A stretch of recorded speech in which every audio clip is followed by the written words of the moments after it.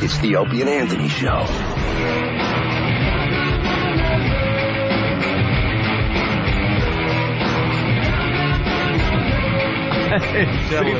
We should demand that Steve Kappas gets fired. We should demand it. Now he's going on TV to try to explain why he decided that everyone needed to see these video clips from this weirdo. You know something? I'll even give him that. I will even give him that it's a marginal morality kind of call whether to air it. But the fact that he opened up a package that contains something that could be used in an ongoing federal investigation of the murder of, 30 people, 31 people and himself, is ridiculous. He tampered with evidence. They knew it was from this guy before they opened it, yet they decided to open it with NBC security there. That must be good. Yeah, those guys. That must be good. Was it the same people that make sure Don Pardo gets upstairs in the elevator? What is NBC security doing? Do they know how to handle that? Rachel Dretch's escort. Yeah. Sorry, I got to open up this package from this. They were assisted by NBC pages that helped them open this package. The pages of NBC are actually a branch of the Treasury Department. Right. Sorry. ATF, I think. Let me introduce everybody. Louis C.K. has joined the Opie and Anthony Show. Louis C.K. Always a pleasure to have Louis on the show.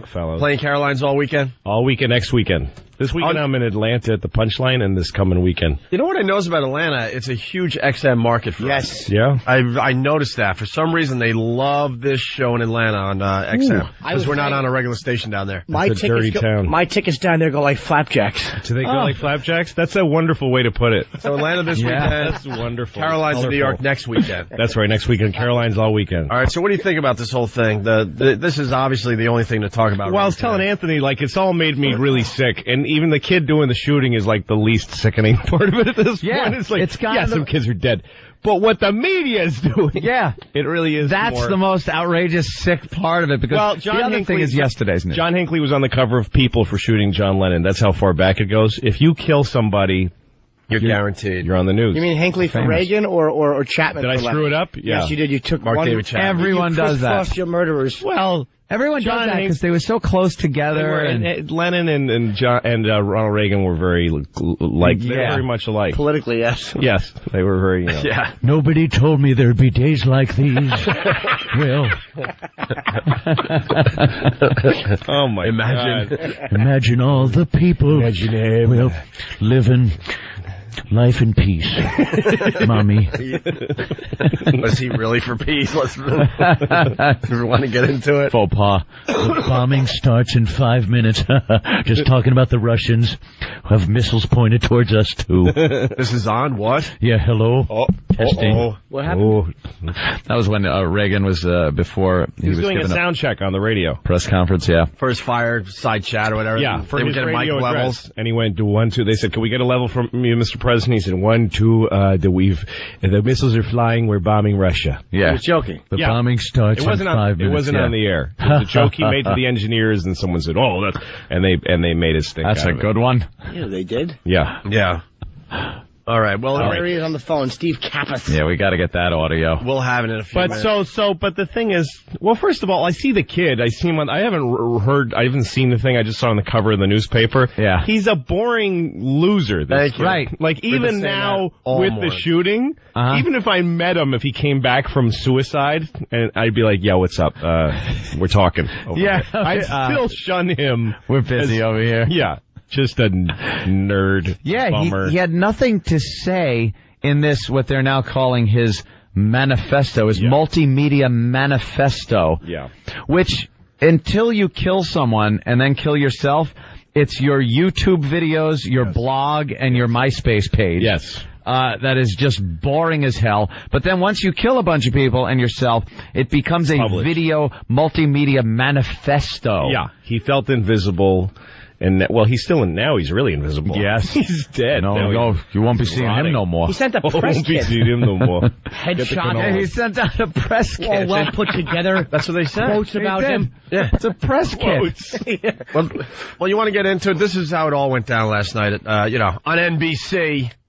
Ah, yes. No, but and then there's all these roadside bombs in Iraq. People die there by the thousands, and there's no loving testimony about each victim in Iraq with piano playing behind it. Yeah, with the nice music fat playing American in the mother crying about it. No, it's not even nice music. It's like that morbid, creepy, over the top. Yeah. Good evening. We now know what the Virginia Tech gunman was doing during that 2-hour period between shootings on campus. He was compiling before going to the post office and mailing via overnight mail what can only be described as a multimedia manifesto containing video and a lengthy document to NBC headquarters building here in New York. He actually said that on the air. Yeah. Yeah. Yes. It can only be what can only be described. Oh, excuse me. There's a few other ways to describe that. The ramblings of a weirdo loser. Yeah. How about a bunch of videos and pics? Yeah. Yeah. And it's not like it's like 1970 where it's like, wow, this guy's got video. What is that stuff? Yeah. Video of himself? What is video? Anyone can take their phone now and make a manifesto. Yes. It's not like this, wow, he got video. We got Pal Talk cameras on right now. Yeah, I guess we're doing a manifesto as we speak. This is the Opie and Anthony Manifest Show. That's what we're calling it, the Manifest Show. Nice. What is a manifesto? Can we look that up direct? Because they always credit some ass like Ted Kaczynski. Yeah, he had a manifesto. Another rambling douche. Can you imagine, though, he goes to the post office? Yeah. In between? Maybe he was just going to only kill those two people, and then he got so frustrated at the post office and decided, oh, my God. I like that. I got to lose my mind now. Yeah, he had to go to the post office to mail the thing in between. I like that he had to be at the post office and have polite discourse with some, next. Oh, thank you. How you doing? Yeah. You have to look, make sure you had a 10. Did I have the right label for express mail? There's confusion. It's like, I think you were before me. Yeah, okay. Exactly. Do you have the zip code? Actually, no. No problem. I can look it up. Oh, thanks. I'll look at it. Or we were talking about it during commercials that maybe his intention was to just kill the initial people at the first building, but he got so pissed at the post office, so frustrated, waiting online. There was probably somebody that was online in front of him that just was asking stupid questions, and he's like, "Oh my God." And he's like, come on! Now I'm really either that pissed. Or he killed the first couple of people and then watched the news and was like, this ain't happening. Yeah, damn it. Oh, wow, I need a manifesto. Multimedia manifesto. The envelope was sent from Blacksburg, Virginia on Monday morning. And looking at a copy, you can even see the handwriting of the clerk checking it in at 9:01 a.m. But because we all got his autograph, had the wrong zip code, and there are 3 different scratched out attempts at it, along with Rockefeller Avenue and not Rockefeller Plaza in New York. What a dunce. The zip code had to be corrected, and it didn't arrive. Doesn't he watch Tina Fey's show? Today. Come on. Yeah, right? Watch Tina Fey's show. Send it there. Yeah. He can't find it. He's always looking for 30 lock. Wow. Oh, God. They're, anyone else knows they're explaining this way too much? Yeah. Like they're trying to cover their ass. Like, look, a lot of people think we might have had this package the day before, but look, he got the address wrong and the zip wrong. Yeah. It's like a guy trying to explain why there's a gun in his bag. It was put right in my bag. I had nothing. Look. I had no choice. That was not my marijuana. Here's your manifesto definition. A public declaration of intentions, opinions, objectives, or motives as one issued by a government, sovereign, or organization. The manifesto. A lot of, countries put out a manifesto. We have to get our motives and our intentions. Okay. When I am done with this show today, I am going to go home and try to receive treats from my girlfriend orally. That is a manifesto. Why? Because I want them. You got something festering in your manhood. Manifesto. Code had to be corrected, and it didn't arrive here until today. An alert New York City Postal Service employee spotted the return address, and he spotted the return address name Ishmael and brought it to our attention by hand. Yeah. That postal guy was pretty good. Yeah. Actually looking at the return address, realizing, this is from the same place, but it's Ishmael. Oh, I kind of remember them saying something about that. Ishmael. He's well read. Hey, do you need a password for the pre-sale? Ryan, Long Island, go. Hey, how you doing, Owen? Hey, you guys didn't mention any sort of password, and you need one for the pre-sale when it starts. Manifesto. Hold on. That's just That's wonderful. his manifesto. It's not on. That's why he's going to go kill somebody. Yeah, they did not issue any sort of a password. Password. All right, keep listening to the radio. Pre-sale starts at He 9. might have told me what it was. If we need a password, we'll find it out immediately. You Thanks. who did not issue a password. Here we go. Williams says the first thing they did was call authorities. Then they were sensitive. What? I then made copies. I don't know. When the package arrived on the desk of our news division president today, the first thing we did was call federal authorities. They're coming Tonight their they ass, have the original envelope. This one we've been showing you is a color copy. We have been poring over a copy of the contents we made. It has taken hours, and we are still going through it. We are sensitive to how all of this will be seen by those affected, and we know we are, in effect, airing the words of a murderer here tonight. But you can't just say, we are sensitive. Yeah. We're and sensitive then go to do it. And then do it. Airing it. Yeah, you That's can't. like a guy raping. He's raping a girl and giving domestic violence stats. How amazing would it have been if the guy we're listening to said, we are sensitive to how this will affect, so we're not going to show it to you. Yeah, so anyway, we just want to let you know we have it. It's amazing. We made a decision. Yeah. It'll end up, let me tell you, it's going to be on YouTube anyway. So if you want to see it, just search That's it on the same YouTube. crap like when you do wrong and you go, I take full responsibility. Yeah. What does that mean? No, it's like a John Rocker style of apology, like if you were offended because you're stupid, even though you're wrong, I'm sorry. Because my lawyer made me be sorry. It's pointless. Exactly. How great would it be if he sent it to NBC and he kept citing the reasons for these murders as how awful NBC television sitcoms had become, and there's not a laugh to be had. I had to kill people. NBC is so bad. It's so unfun. Do you think they still would have aired it? They'd have played it. Yeah, sure. All the other networks would have. They might have paraphrased it. Yeah. When the time came, I did it. Oh, yeah, now we get to listen to... I have not heard his voice yet. Now we get Napoleon Dynamite. Yeah, now we get to listen to Napoleon Dynamite. Oh, you idiot! When the time came, I did it. Nerd. I had to. In a separate written document, he includes 29 photos he apparently took of himself. He looks like a normal, smiling college student in only the first two. In the rest, he presents the stern face and strikes the pose that was very likely what his victims saw later on. No, it wasn't! In 11 of the pictures, he aims handguns at the camera, likely the very ones he bought in the past 2 months. They're making it like this is like a cowboy comic book. Yeah. Yeah. Like that's what they're doing. Just like Jesse James was probably a fat nerd who awkwardly quit when he pulled the trigger, he cringed and made all sorts of gay faces. Probably had really bad BO. Swamp ass. But they show him with a chiseled face on the cover of some comic book, and then kids end up being cowboys. It's the same thing here. Yeah. The grimace and the pointing. No, when he was shooting the kids, he was probably blinking a lot and probably peed in his own pants. Made a stupid face like a guitarist doing a real hard guitar lead. You know, when I was a kid, I idolized Jesse James, and but then someone told me that his grandfather had been shot by Jesse James. Jesse James shot my grandfather. And then I had the same thing happen. I had a nightmare that I was on a train with my family, and Jesse James came in, and I was all psyched to see him, but then he started shooting my family. Yeah, and wasn't the weird part about the dream that the set looked like it was probably right next to the house? Like it was it was lit weird the same, like that. even though it was the old lit the same, and the music was kind of written by the same guy that wrote some, I don't know, poppy kind of song.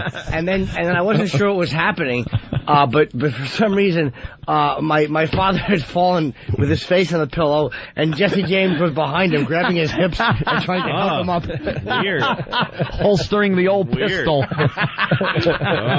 Yes, and he fired bullets at my father all over his back. Oh, my goodness. And then, I don't know why, but Jesse James was afraid to get Dad's blood on him. All right, hey, let's... well, the actions could have been avoided. Here's more of Napoleon Dynamite. You had 100 billion chances and ways to have avoided today, but you decided to spill my blood. You forced me into a corner and gave me only one option. Took my tots. Was yours. Now you have blood on your hands that will never wash off. Much of it is incoherent, laced with profanity. He rails against hedonism and Christianity. You just loved crucifying me. You loved inducing cancer in my head, terrorizing my heart, and raping my soul all this time. That's not railing against He could have the worst voice I've ever heard. It's the worst voice I've ever heard. Yeah. He should do voiceovers for diarrhea. You mean like commercials that are like for diarrhea? Like that, not to stop diarrhea, but... Yeah. Diarrhea. It's a pro-diarrhea commercial, Louis. That's what he's getting. Yes. Yeah. When you want to have diarrhea, what's better than just diarrhea? Give me cancer in my brain. Pain in my heart. Ugh. What did he say? You had, right in the beginning of that, he says, you had hundreds of millions of chances of ways. 100 trillion gazillion ways. Stop is, but... I blame the Ligers. You guys are dicks. Sounds like Tara Reid. Oh my God, guys. I'm so angry with you. Yeah. 100 billion gazillion ways. But that's not a real number, Tara. Yeah, I don't know what it is. But this is news. That's the thing is the serious, what makes it offensive is the dude talking over it and... Oh, yeah. We had to show you this. Yes. We couldn't just tell you what was in it. I just hope we're getting smarter out there. You know, that they're obviously lying to us. You know, I hope we're becoming more media savvy. They did it for the ratings and for the money that it will generate, and they should admit that openly. It's true. The problem is that nobody watches something less because they think it's reprehensible. You know what I mean? No, we as a people love reprehensible stuff. Yeah. Well, why do people think in such a short period of time, you know, relatively speaking, and we've heard this thousands of times, we've been on this planet for a very short period of time. I don't know why humans feel that we can evolve so quickly. You know, it was a nothing. It was such a small amount of time between the gladiators killing each other for amusement in the Colosseum. Yeah, on the whole global timeline, the snap of a finger. It's not even that. It's nothing. It's not even a snap. Why do people think because we learned how to build cool things that in our heads we're not the same people that kind of dig watching atrocities and just horrible things? Still, every day when I just look at traffic on a highway flowing smoothly, I'm amazed that people aren't just stopping their cars and killing and raping everyone around them. And the only reason they're not, you're right. I'm amazed that everyone doesn't do that all the time. Only reason they're not is because they're late for something. That's it. Like they have to be somewhere. Yes. If people didn't have jobs, jobs is a way to keep this planet from just ending up with people ripping each other's clothing off, raping, killing. The entire fabric of society is a distraction because in reality, what do you need a job for? To get money, to get food. You could grow food right outside your door and buy a cow and drink the milk and then eat it later. But we make this, we put it in another place so you have to get, just so that, first of all, so guys can get out of their houses and not listen to their ugly, stupid wives. And also, everybody's wife is stupid and ugly. And so that people won't kill each other. Do you think deep down we secretly wish for stuff like this to happen? Yes. Is there like some kind of like excitement that we feel? Dude, I've told you of my dream all the time. It is to be around for the complete apocalypse of the world. Totally. I want to be around and just watch either the meteor hit or just a complete meltdown of all society where it's complete anarchy, nothing but gunfire and bombs outside. I want an alien invasion. Alien invasion would be another great one. Nuclear bomb, that's just hack. I want like aliens. Oh, you want something like amazing, way out there. Even though the movie sucked, War of the Worlds all the way. Oh, totally. Where you just realize, wow, we have no chance against this whatsoever. Great. You can't make phone calls and make some crazy last minute deal with a country. No, you don't even know you don't even know their language.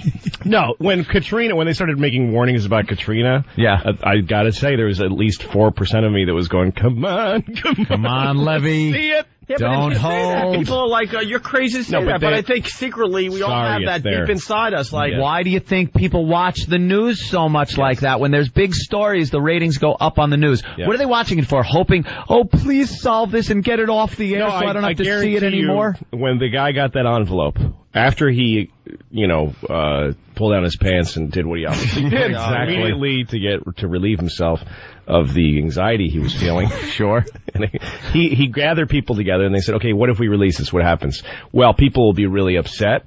And then somebody else said, but will they watch us less? And he, nope. Put it out. It's full on. speed ahead. They don't even have that conversation. It's just, that's a reflex. When I got home from doing some errands and I turned on the TV and saw this was going down, in my brain, I'm like, cool. Like, wow, there's more to this story. Yeah. And then, I'm going to go home today, and I'm going to hope there's going to be another tidbit that comes out. That's why... I mean, I feel, and I hope we don't have to say this, but of course we feel bad for the victims and all their families and all that. But as far as a viewer and living through this, when you hear that there's a new tidbit, you're running right to the TV. It doesn't even have anything to do with the actual tragedy. No. What it is how can we look at things like curse words being offensive and let's not offend people on their race and stuff when we are still so uncivilized mentally and with our own instincts that we enjoy watching suffering and crime and murder. Yeah, but Janet Jackson's boob. And, but that's the stuff that we got. That's the worst thing that happened in American history in the last decade. Right. I mean, that changed the world. Yeah, the booby slip. That changed the world. With a star over the nipple. We're on a bizarro planet. Speaking of disasters, can someone get USA Today from yesterday? Oh, I thought you needed E-Rock. He's right there. It was really interesting. On the front page of the Life section, they said if you're 21 years or older, they were mostly focusing on like a 21-year-old, which would be a senior in college. They listed all the stuff they've lived through so far, and it's beyond amazing. When we turned 21, there wasn't this many things. Right. Just over the top events that have occurred, and they listed all of them. I want to. Well, it's open for debate. No, you know what? It's like when I was a kid and I used to fantasize that my parents would die. I wanted them to die so that I could go to school and have the teacher really focus on me and say, we'll do whatever you need. Oh my God. So I could have like a press conference with my friends. Like all the kids that didn't pay attention to me would, some girl I don't know would cry for me. Yeah. Like I used to. You're lucky your parents didn't die because I'd be living guilt with that. you have. But then my wish would have come true, and I would have realized things I wish happened. Oh wow. Press conference. All right, we got a break. We got Louis C.K. in studio. He's playing Atlanta this weekend. Where's the club in Atlanta? Louis, let's go. At least get a stripper to screw me. My parents died.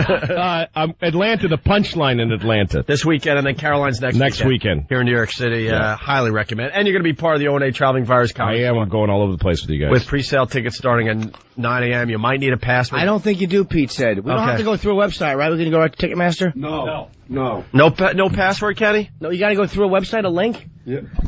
Oh, boy. We're not organized once again. What do we need to tell the people? We got a half hour. 9 o'clock, you have to go on the website that you can't mention.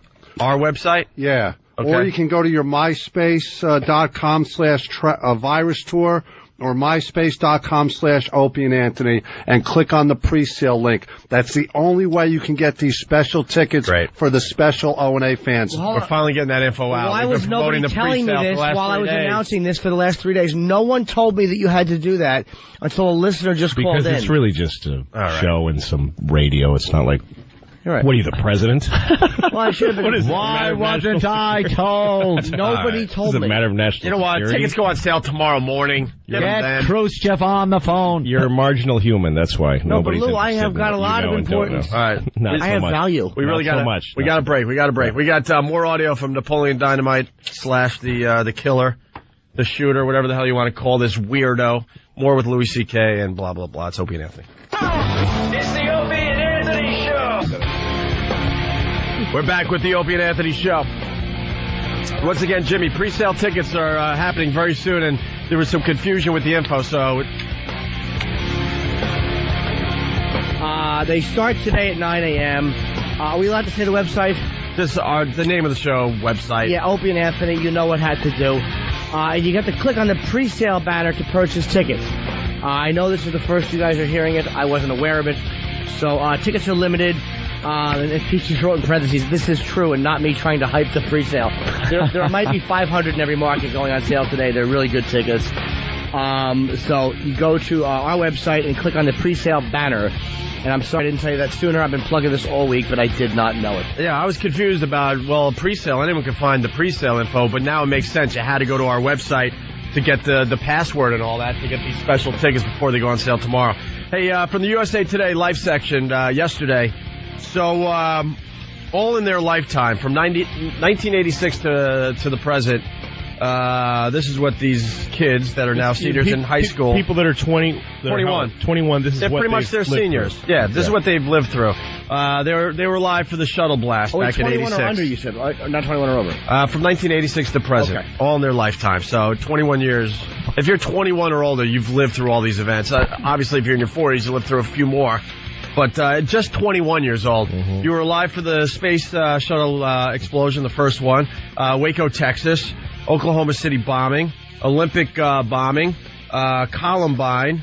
Of course, the terrorist attacks on 9/11. The Columbia explosion, the tsunami. Hurricane Katrina, and now, of course, the deadliest shooting in U.S. history. Did they mention and millions of other things, millions of other things too. AIDS wasn't around before. No, AIDS. Middle of early 80s. I was here for 80s, the AIDS. The AIDS. I remember the AIDS. 1993 Trade Center bombing. Yeah, but I mean, come on. If you want to do that, how about the Cuban Missile Crisis? Yeah, we were alive when they basically said the world pretty much. You watch shows on the Cuban Missile Crisis now, you realize, the missiles were in the air. We actually had to pull them down by the fins. Yeah. It was that close. Like, that's how close we were to wiping out everybody on the planet. Exactly. And back then it was just like, everything's in hand. Don't worry, Kennedy has everything. Talking with Khrushchev now. And they had to use, like, old phones and stuff to communicate with each other, so it was really close. It wasn't like you could send a quick text message. Yeah, they could have had... Hold on. Let's talk a little more about this. Like those commercials about dropouts, that could have happened easily. Mr. Khrushchev, I need an answer from you now. Silence. All right, well, the missiles are coming, my friend. All right, we're launching. I love those commercials, by the way. They're pretty good. They're really good. We've all been there. Yep. About that, okay, I don't know. Assassination. Are we just looking at bad things? Yeah, for the most part. Okay. Yeah, what about the Flower Festival of '68? That was, That was pretty bad. Yeah. We have Watergate. Puffy bear that snuggled with a monkey. They lived through that. Watergate. Chernobyl. Vietnam War. The whole Vietnam War. Was thrown in there. Baby Jessica. Jesus. OJ. Yes. OJ. Well, we were a little for the new. older for that. I don't know. I'm trying to think of when I was 20. Screw it. You get the point. We got to get more of the Napoleon Dynamite dude's audio on. And don't say when I was 21, Hiroshima. Bastards. I was going to go with an Abe Lincoln joke. Really go. I was just. You're going to really take the exaggeration further. I'm a fan of exaggerated humor. That's good. Actually, I'm not. I think it's awful. Why? I said something like, when I was a kid, Christ was still an apprentice. I didn't have to do this. I could have left. I could have fled. Jesus. But no, I will no longer run. It's not for me. For my children. For my brothers and sisters that you I did it for them. Coward. What is Nicolas Cage talking about? Yeah, he's just over dramatic. If you're gonna kill people and then manifesto his eyes, just enunciate. Yeah. Just be clear. Don't make people strain. Find a proofreader too. Yeah, it might help you a little bit. Or be funny. How great would it be if there was no doom in it? If he was hilarious. And if he was like the king of comedy. And if he was like, I hate to do this, but so many shoes do not match pants, and just went on this silly rant. Oh my God! Or you go girl, and he was high fiving someone who wasn't there. That could only be described as, I'm sorry, but it is hilarious. That would be so creepy, man. It can only be described as a hoot. Just gives an Opie laugh. You would have a lot of Beavis and Butthead faces on the news, like. If he did impressions, but it's like really bad impressions of Christopher Walken or Arnold Schwarzenegger, the one every comedian does. I'm the Terminator. Yeah, that would be awful. Then would they air it? If he was being, like, funny? I don't know. How would what would the angle be there? His laugh-a-festo. Let's get more here. You sadistic stars, I may be nothing but a piece of You have vandalized my heart. raped my soul, and torched my conscience. Ew. You thought it was one pathetic boy's life you were extinguishing. Thanks to you, I die, like Jesus Christ, to inspire generations of the weak and the defenseless people. He was probably pissed because his time machine didn't work. Yeah. Jesus. Oh, freaking idiot. You know, another thing that annoyed the hell out of me when I saw this clip is it's offensive because it's a murderer being given a forum on all the channels to discuss his lunacy after he's killed 32 people, and they bleep out the curse word. Like, that's the part of it. Hear the brown word. Again, that's the part of it that they deem unairable. Like, all this is, but Jesus, he said the S word. Yeah, it's like when you see Blazing Saddles on TBS. Yeah. And they actually take out the fart scene. They take it out. You won't see the fart scene, but they say nigger about 40,000 times. Yeah. They leave it in. They leave it in Blazing Saddles. The purpose of bleeping is to save people from being offended. Offended, right. Maybe Reverend Al is onto something. He's basically we basically are telling America that a fart scene is not okay, but saying the N-word is. That's horrible. Wow, he might have a point. Yeah, in that case. It's just like, how do you play this guy who really just killed so many young people and actually bleep out the curse word? Completely fulfilling what he wanted. Yeah. Making it clear to everybody in the world that this works every time. Yeah. If you kill people, whatever drivel... Yeah, it'll be all over. Great if somehow it went back to his parents or something with just a form letter. We appreciate your input. NBC has looked over your materials. We find that they're not worthy of broadcast. We do not accept unsolicited material. First of all, it's in the wrong format. It's not HD television. It's not up to industry standards. If I shot something like this and tried to get it on the air, forget it. There's no way that I could get... Just based on how he shot it, it's out of focus. It's bleeding, white on he didn't white balance it. He didn't white balance it at all. Terrible. Right. Hey, Rob Bartlett wants to check in and say hi. Rob. We got, here's where he blames it on basically rap videos. I'll make it. I'll make that connection. Oh, okay. Because he's talking about the cognac and the Mercedes and the rich people. Oh, you think that's who he was talking about? He liked rap videos. Let's get right into it. Wasn't he talking about the kids? Like to be spit on your face and have trash shoved down your throat. Do you know what it feels like to dig your own grave? Do you know what it feels like to have your throat slashed from ear to ear? Do you know what it feels like to be torched alive? Do you know what it feels like to be humiliated and be impaled upon on a cross and left to bleed to death for your amusement? No, and neither do you stupid. Pain your whole life. Did you want to inject as much misery in our lives as you can, just because you can? You had everything you wanted. Your Mercedes wasn't enough, you brats. Your golden necklaces weren't enough, you snobs. Your trust fund wasn't enough.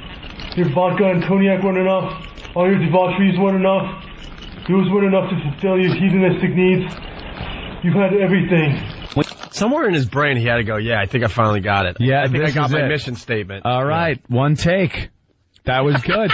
That was good. A few other takes, like, I did it, yeah. He had to have had some awkward. You didn't. Oh boy. Okay. Again. You torched my soul. That's stupid. You know what it feels like to cross-hang on the...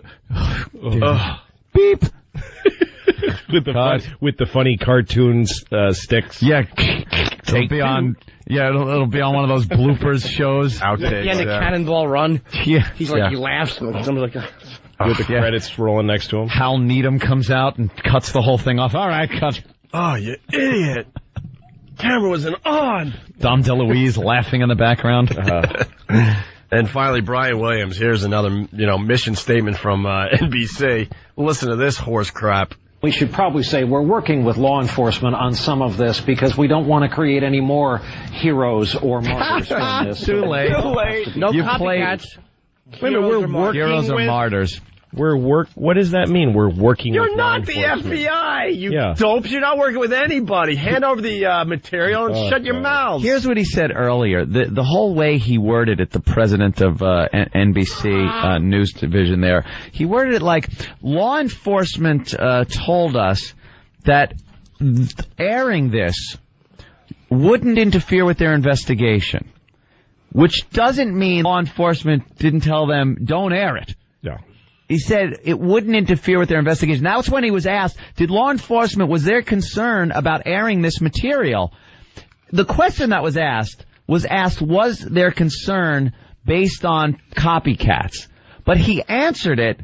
Law enforcement said this will not interfere with the investigation. No, it doesn't matter. Nobody has to tell you. Yeah, it doesn't. I mean, it's like when the Hillary Clinton and anybody else running for president talks about the money they've raised, and they say, we followed the letter of the law. Yeah, but you shouldn't take money from companies. Right. There are certain people you shouldn't take money from. Let's get the rest of the law. We're running out of show. We want to get this on, and then we got Steve Kappas trying to defend just a few moments ago the videos and the pictures. You mean Krappus? Working with law enforcement on some of this because we don't want to create any more heroes or martyrs from this. So the material has to be combed through. We will, after examining it, air more of these materials tomorrow morning on Today. Again, as we continue to go through and analyze what is in this voluminous multimedia package that arrived here at NBC. Voluminous multimedia package. Now available on 3 discs on $14.99. They just used this killer's material to promo their own properties. Yes. No, it's like, Robert Smigel that does the cartoons. Yeah. We were watching, back when nobody cares about this anymore, Flight 800, that was a jet that fell off the TWA. It fell out of the sky into the water. Yeah. And it was awful. All these people died. So then on CNN, they had this big promo. Dun, tonight, Flight 800. What happened and who were the victims? And it was so sensationalized that it was like it's trying to get you to go, oh, I love Flight 800. Oh. That's my favorite thing. That's my favorite show. Did you see Flight 800 last night? Awesome. I'm so glad they're doing Flight 800 again. And brought that up. Yeah. They just make it look like it is a TV show. Because now they put the music and the big, dun, dun, dun, dun, dun, dun, dun, dun, dun. No, and every time that you see somebody talking, like whenever somebody dies and one of the people that one of their relatives is on TV talking about how sad it was, that person was picked up by a town car, driven to a studio, they put a thing in their ear, a microphone. They said, "Could we get a level from you?" They signed a thing. They got powder on their face, little makeup, little hair, and then okay, you ready? Oh my God, I'm so sad. It's just all phony. It's all showbiz. It's all fake. Here we go, Steve Kappas or Krappus. He should be fired. We should demand this guy gets fired for just lying to the public why he is airing this crap, and now everyone else is. That one guy decided. He could have just said, you know what, no way. No effing way, but here's him trying to defend himself. You turn this material over, but then you've got a different decision to make, and this is also a big part of the news story. Well, sure. I mean, and we had a very long discussion with a number of people all throughout the organization and with... Well, when you were having these long discussions, did you have something in your ears like... By the way, is he being interviewed by a guy that works for him? Of course he is. You brought that up too, Louis. He's on Fox. You got your puppet that is asking the questions that probably he told you. This is a script. They're working off a script. He should just be interviewing himself. Right. Yeah. Should I have done this? Yes. Yes, that's an excellent question. I'm going to be asking myself the hard questions today. Right. Yes. Listen to the semantics that are used in this, though. Organization and with law enforcement about what to do with the material. The Virginia State Police made a reasonable request, which was to not do anything with the material until they had a chance to review it. So we sat on the material for most of the day. I mean, wow, most of the day. Most of the day, not even a day. Oh, God. Went up on most of the day. Most of the day. All right, now I understand. No, they sat on it because they were waiting for the primetime news to start. Yes. You don't want to show while there's just soccer moms at home in front of their TVs. He makes it sound like it's the timing of like when they release national security documents in the government. Yeah. We put this into cold storage for most of the day. Most of the day. So that only later generations of today. How does this guy have a job? How does he run the news department? We didn't air this for what amounted to the tens of minutes. You wouldn't believe how many seconds went by. And most of the day was spent getting as many copies as possible. Yeah, they were doing other things during that time to get ready to air it. Yes. Right, we have an atomic clock that was almost worn out. Yeah, we're We're just by the time we hear this. God. I mean, as I said, it came into the building at 11 a.m. There was one still picture released after the Virginia State Police had a news conference at which they announced that this material existed. What time? And the video didn't air before 6:30 last night. Of course it did. So we 7 hours. The material all day long. All day long. How 7 hours. You explain these horrible. Oh, then now he's trying to go. He's trying to go. Now, how could he have shot those people? Yeah. Like now he's trying to. He's off the. Let's deflect away from the fact that we're whores. Look, what we did is totally understandable, but what he did is. Yeah, I mean, come on. My singing wasn't that bad, Simon. Just I mean, it was. They never give disclaimers. Just the fact that they are. Yeah, they're volume. They're panicking. I think it's backlash. I think the backlash, media frenzy time, because the rest of the media is pile on, and the rest of the media will have no problem turning this into a frenzy because they're all pissed that they didn't get the tape. They didn't get it. Yeah. Horrible events, and this is, I think, as close as we will ever come to being inside the mind of a killer. And I thought that it needed to be released, and I note that pretty much every single news organization all around the world has made the same decision. But you had it in your hand. Examine the contents of the manifesto and so forth. Manifesto. You had it in your hands. You could have actually stopped all of them from airing it. They did it. They sent it to you. It's why does it have to say NBC? I know. He just must be a fan of NBC. While he was shooting people, he was going dun dun dun. Just trying to make peacock things. I hope you sleep well at night, Mr. Kappas. Rob Bartlett, we don't have time for you. Can you call us tomorrow, buddy? No problem. Rob Bartlett from the Imus morning show. Imus in the morning. We haven't really heard from Rob since the whole thing went down, and he wants to go after Keith Olbermann and MSNBC. And you're plugging a gig. Get the plug out, Rob. Yeah, I'm at the UPAC Center in Kingston, April 28th. All right. Definitely call tomorrow. Yeah, call tomorrow. We so want to talk to you, Rob. All right, boys. All right, thank you, because we're heading over to XM. Jimmy, pre-sale tickets, what's going on? You have to go to a website. You can go to our website, or there's a couple of MySpace ones, which I don't have in front of me. MySpace.com/Opie and Anthony.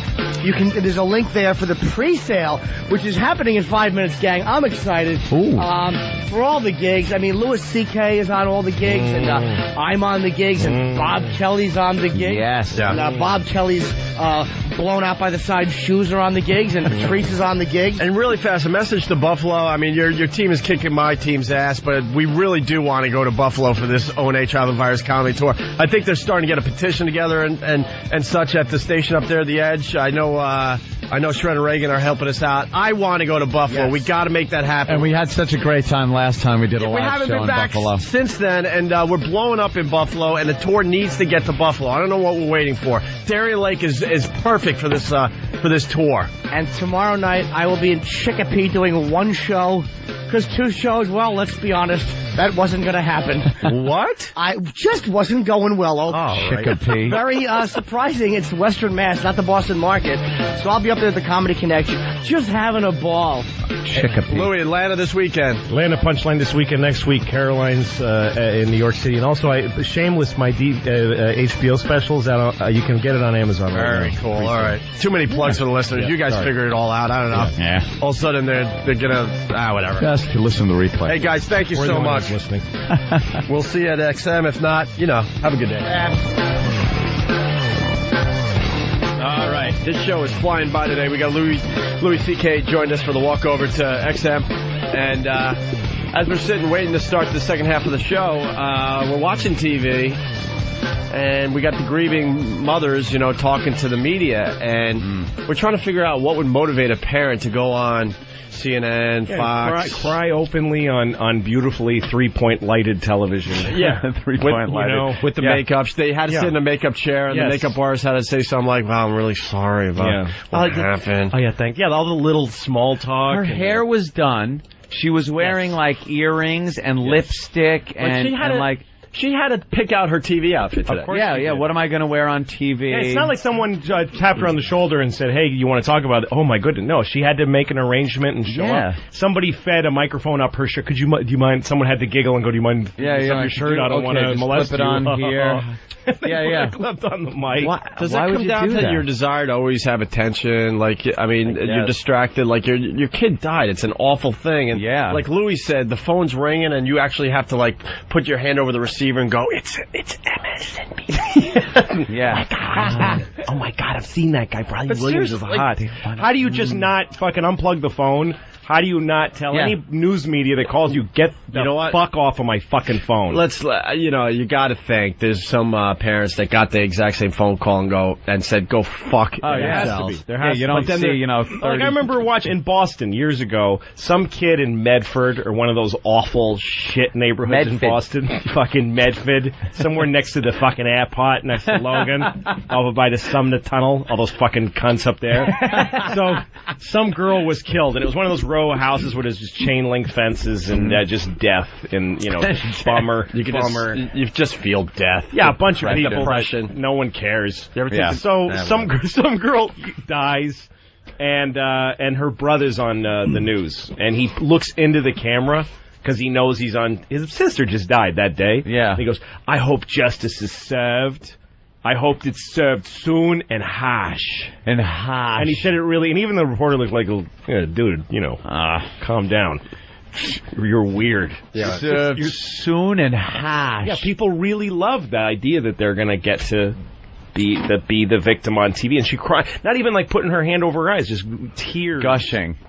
Yeah, that's a weird I don't know what goes through your head. Just once, don't you want to be a parent and see a parent on TV crying about something like that and just go, "I'm just thanking God it wasn't my youngest because I do love her more." Oh, God. Just to see something so bizarre on something television. So out of the ordinary, yeah.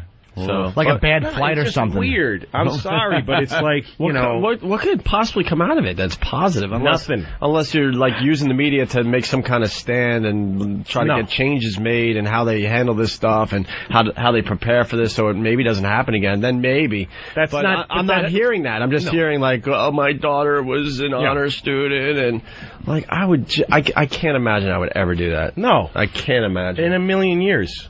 Fucked up people's kids get killed sometimes. Is it their way of dealing with the situation? I mean, I'm sorry exactly for the 32 people that were killed. And by the way, the 19 injured who were like, "Hi, I can't walk anymore. Excuse me. I'm kind of interesting too." Injured doesn't mean I fucking like cut my finger here. It means my fucking I have bullet holes in me, or my legs are smashed from jumping out a window. Hello, they just sawed off my leg. Yeah. It's a drag. Civil War injury. Someone got their leg cut off? Well, I don't know. Oh, I'm thinking the guy that I'm so gullible. Well, the guy that had the injury to the artery in the leg, that's never good. Hope he saw a Union soldier just getting his legs sawed off as they put leeches on it with a strap in his mouth. He's biting down on the wallet. Son. And I'm fascinated by all this media coverage. No, it's and why amazing. people do what they do. Hey, Jimmy, so what's the pre-sale? I mean, we can save this a little bit today. Yeah, the pre-sale. We messed up big time. Well, yes, but we didn't. I'm going to say meaning Greg, James, and Ant, if I may. Hey, the buck stops here. Yeah, it certainly does, but take the buck and stick it up your mother's cunt. Have to kind of roll it up and make it stiff enough. No, you don't. Not your mother. And now on your fist. Just drop it in and watch it flutter down to the bottom. Oh, that's good. I'm also hearing pre-sale ends at 10. We didn't tell people that either. Well, why would we know that? We just don't have our... Get Pete on the phone. Pete sent the right email. That email... Where's Kenny? Oh, Kenny's out. The email Kenny showed me, I will show you, was... it had that you have to click on the... Go to opieandanthony.com. Click on the banner. I think they've moved it up. Apparently it was on the bottom of the page, but now it's been moved up for the... on the page. Didn't give out the real info. Don't even know that the pre-sale is only an hour. We're just a terrific organization. We're firing on all cylinders. Yeah, I don't know what's going on and why we are fucking... I don't know why this is so hard for everyone to kind of get on board with. It's a pre-sale. Give us the info and we'll mention it. opieandanthony.com I did mention, but the way it was worded on the paper I had was all information is at opieandanthony.com. That I'm giving out information. That's like saying we can hear the same ship, just go there. But why would people do that when tickets are always on Ticketmaster?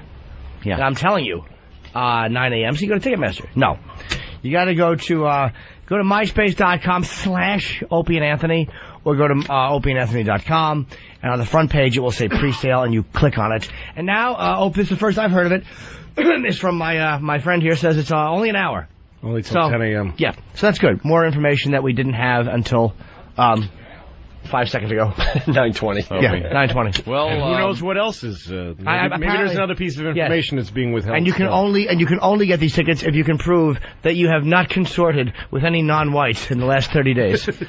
So what you're saying is tickets, pre-sale tickets, will be available for most of the day. For most of the day. Most of the day. 40 minutes. Hey, great observation. Ed in Dallas, go ahead. Well, every time Louis C.K.'s on the show, within the first 5 minutes, XM drops the cunt word.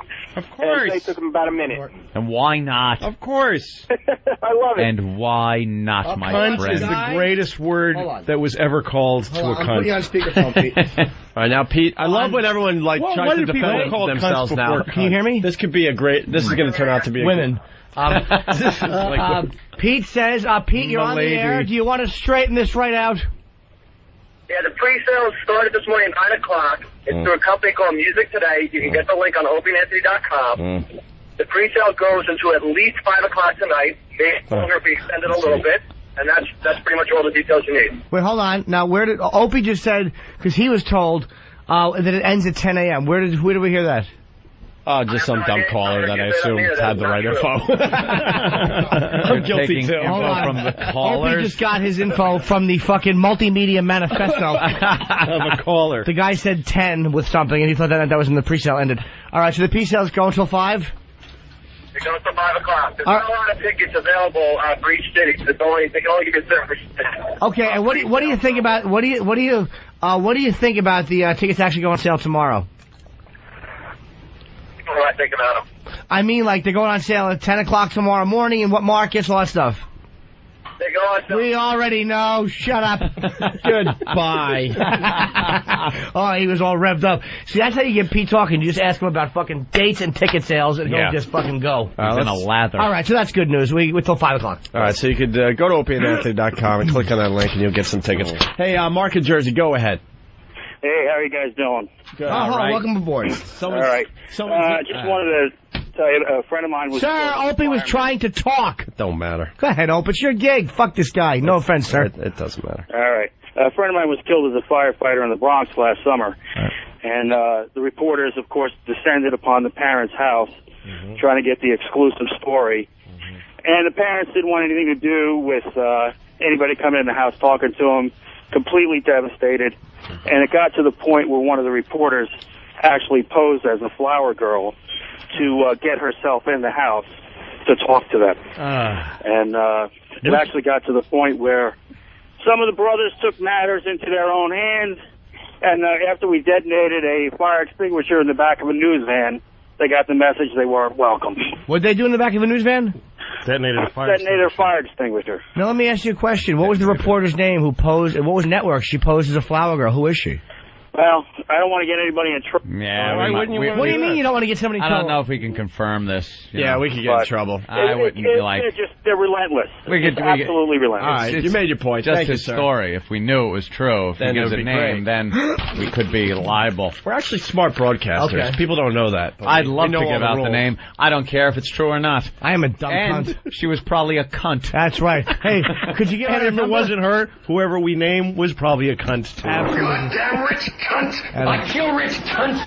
What is that? That's a great clip. Goldblum. That is, Jeff Goldblum from his first Independence movie. Day. Oh, yeah. Independence Day. He didn't like the way fucking Judd Hirsch was playing such a fucking mocky.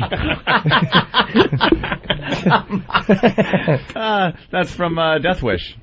He played one of the thugs with the Jughead hat on. Hey, Jughead hat. When we were doing the walkover, which we probably should have broadcasted today, Louis C.K. was telling us a horrific flying story. We told our little story, which now sounds like a cute little airy plane ride. When we had to fly in during the storms into a Newark airport. After our Vegas show. After the Vegas show. And it was quite the bimpy ride on the way in. We hit a wall of clouds, and then it was nothing but pure whiteout clouds until we broke through the ceiling was probably at 800 feet. Well, Louis flew an airline I would not fly. Really? No. United? I don't fuck with United. Why? Exactly for the reason because they're fucking cunts. That sounds like a take the bull by the horns pilot, though. That's the kind of guy I like. Because I was sitting there in the airport saying, what happened to us was we got on the plane. They loaded up first class. So we're sitting there drinking a drink. Sipping. And they start boarding, last class, as Kenny likes to call it. And all of a sudden they get an announcement, could you get up and leave the plane? There's now a delay. See, I thought they were just talking to coach people. Exactly. Because they smell the joint up. Right, because you get out because we don't want you in here while we're waiting. But they told everybody to get off the plane because there's going to be a delay. Plane because it's funny to us. We want to watch you get off and back on. Exactly. So they made us all get off the plane. Yeah. Because of delay, because of the weather. Right. Then they tell us it's going to be, like an hour or two. Yeah. And meanwhile, 10 minutes later or so, they go, all right, back on. We got a window. Yeah, get Everyone back on. So we all run back on the plane. Yeah. And during that time, though, I say, I want a pilot, a man that has been in wars, that just goes, something? Fuck this. Yeah. I've flown in this shit before. We're going for it. Right. Well, that's what I have. And just you have that. Yeah, no, sometimes you get a pilot who says stuff like, I had a pilot once who said, they're not letting us take off. LA's locking down because of the weather there, but I anticipate that it'll clear up by the time we get there. So I'm actually telling them we're going to Las Vegas. I've had a pilot say this, and then we'll reroute. You're lying to the fucking tower? Don't lie to them. Control, we're going to, Las Vegas, Colorado, Nevada, Las Vegas, Nevada. Yeah. Well, we might take a turn somewhere before that. Well, by the way, we're going to Las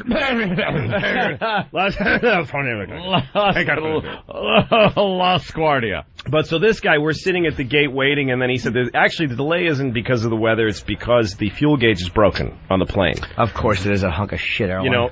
But we had somebody... They still have the ashtrays in the bathrooms. Yeah, I mean, that's why equipment is old. That's why I can't fly United. I had to once, and I saw, ashtrays they still didn't take out of the bathroom, which means, wow, this plane's pretty old. And then they had a razor dispenser or something. Yeah, you could actually get a razor blade on You could shave. Yes. Right here in the plane, you can shave if you want. The miracle of modern flight. Yes. Fucking nice. Light up a lucky strike and join us on a transcontinental flight with no stops. It's the miracle. As soon as I saw the old ashtrays, and it might not have been United, but it was some airline, it was a white knuckler all the way. Yes, and the seats have that kind of 60s Mike Brady kind of pattern on them. Oh, great. If the seats are old, how old is the engine, really? Exactly. You're going to tell me they replaced them. Great. That's still not going to give me comfort. But contact.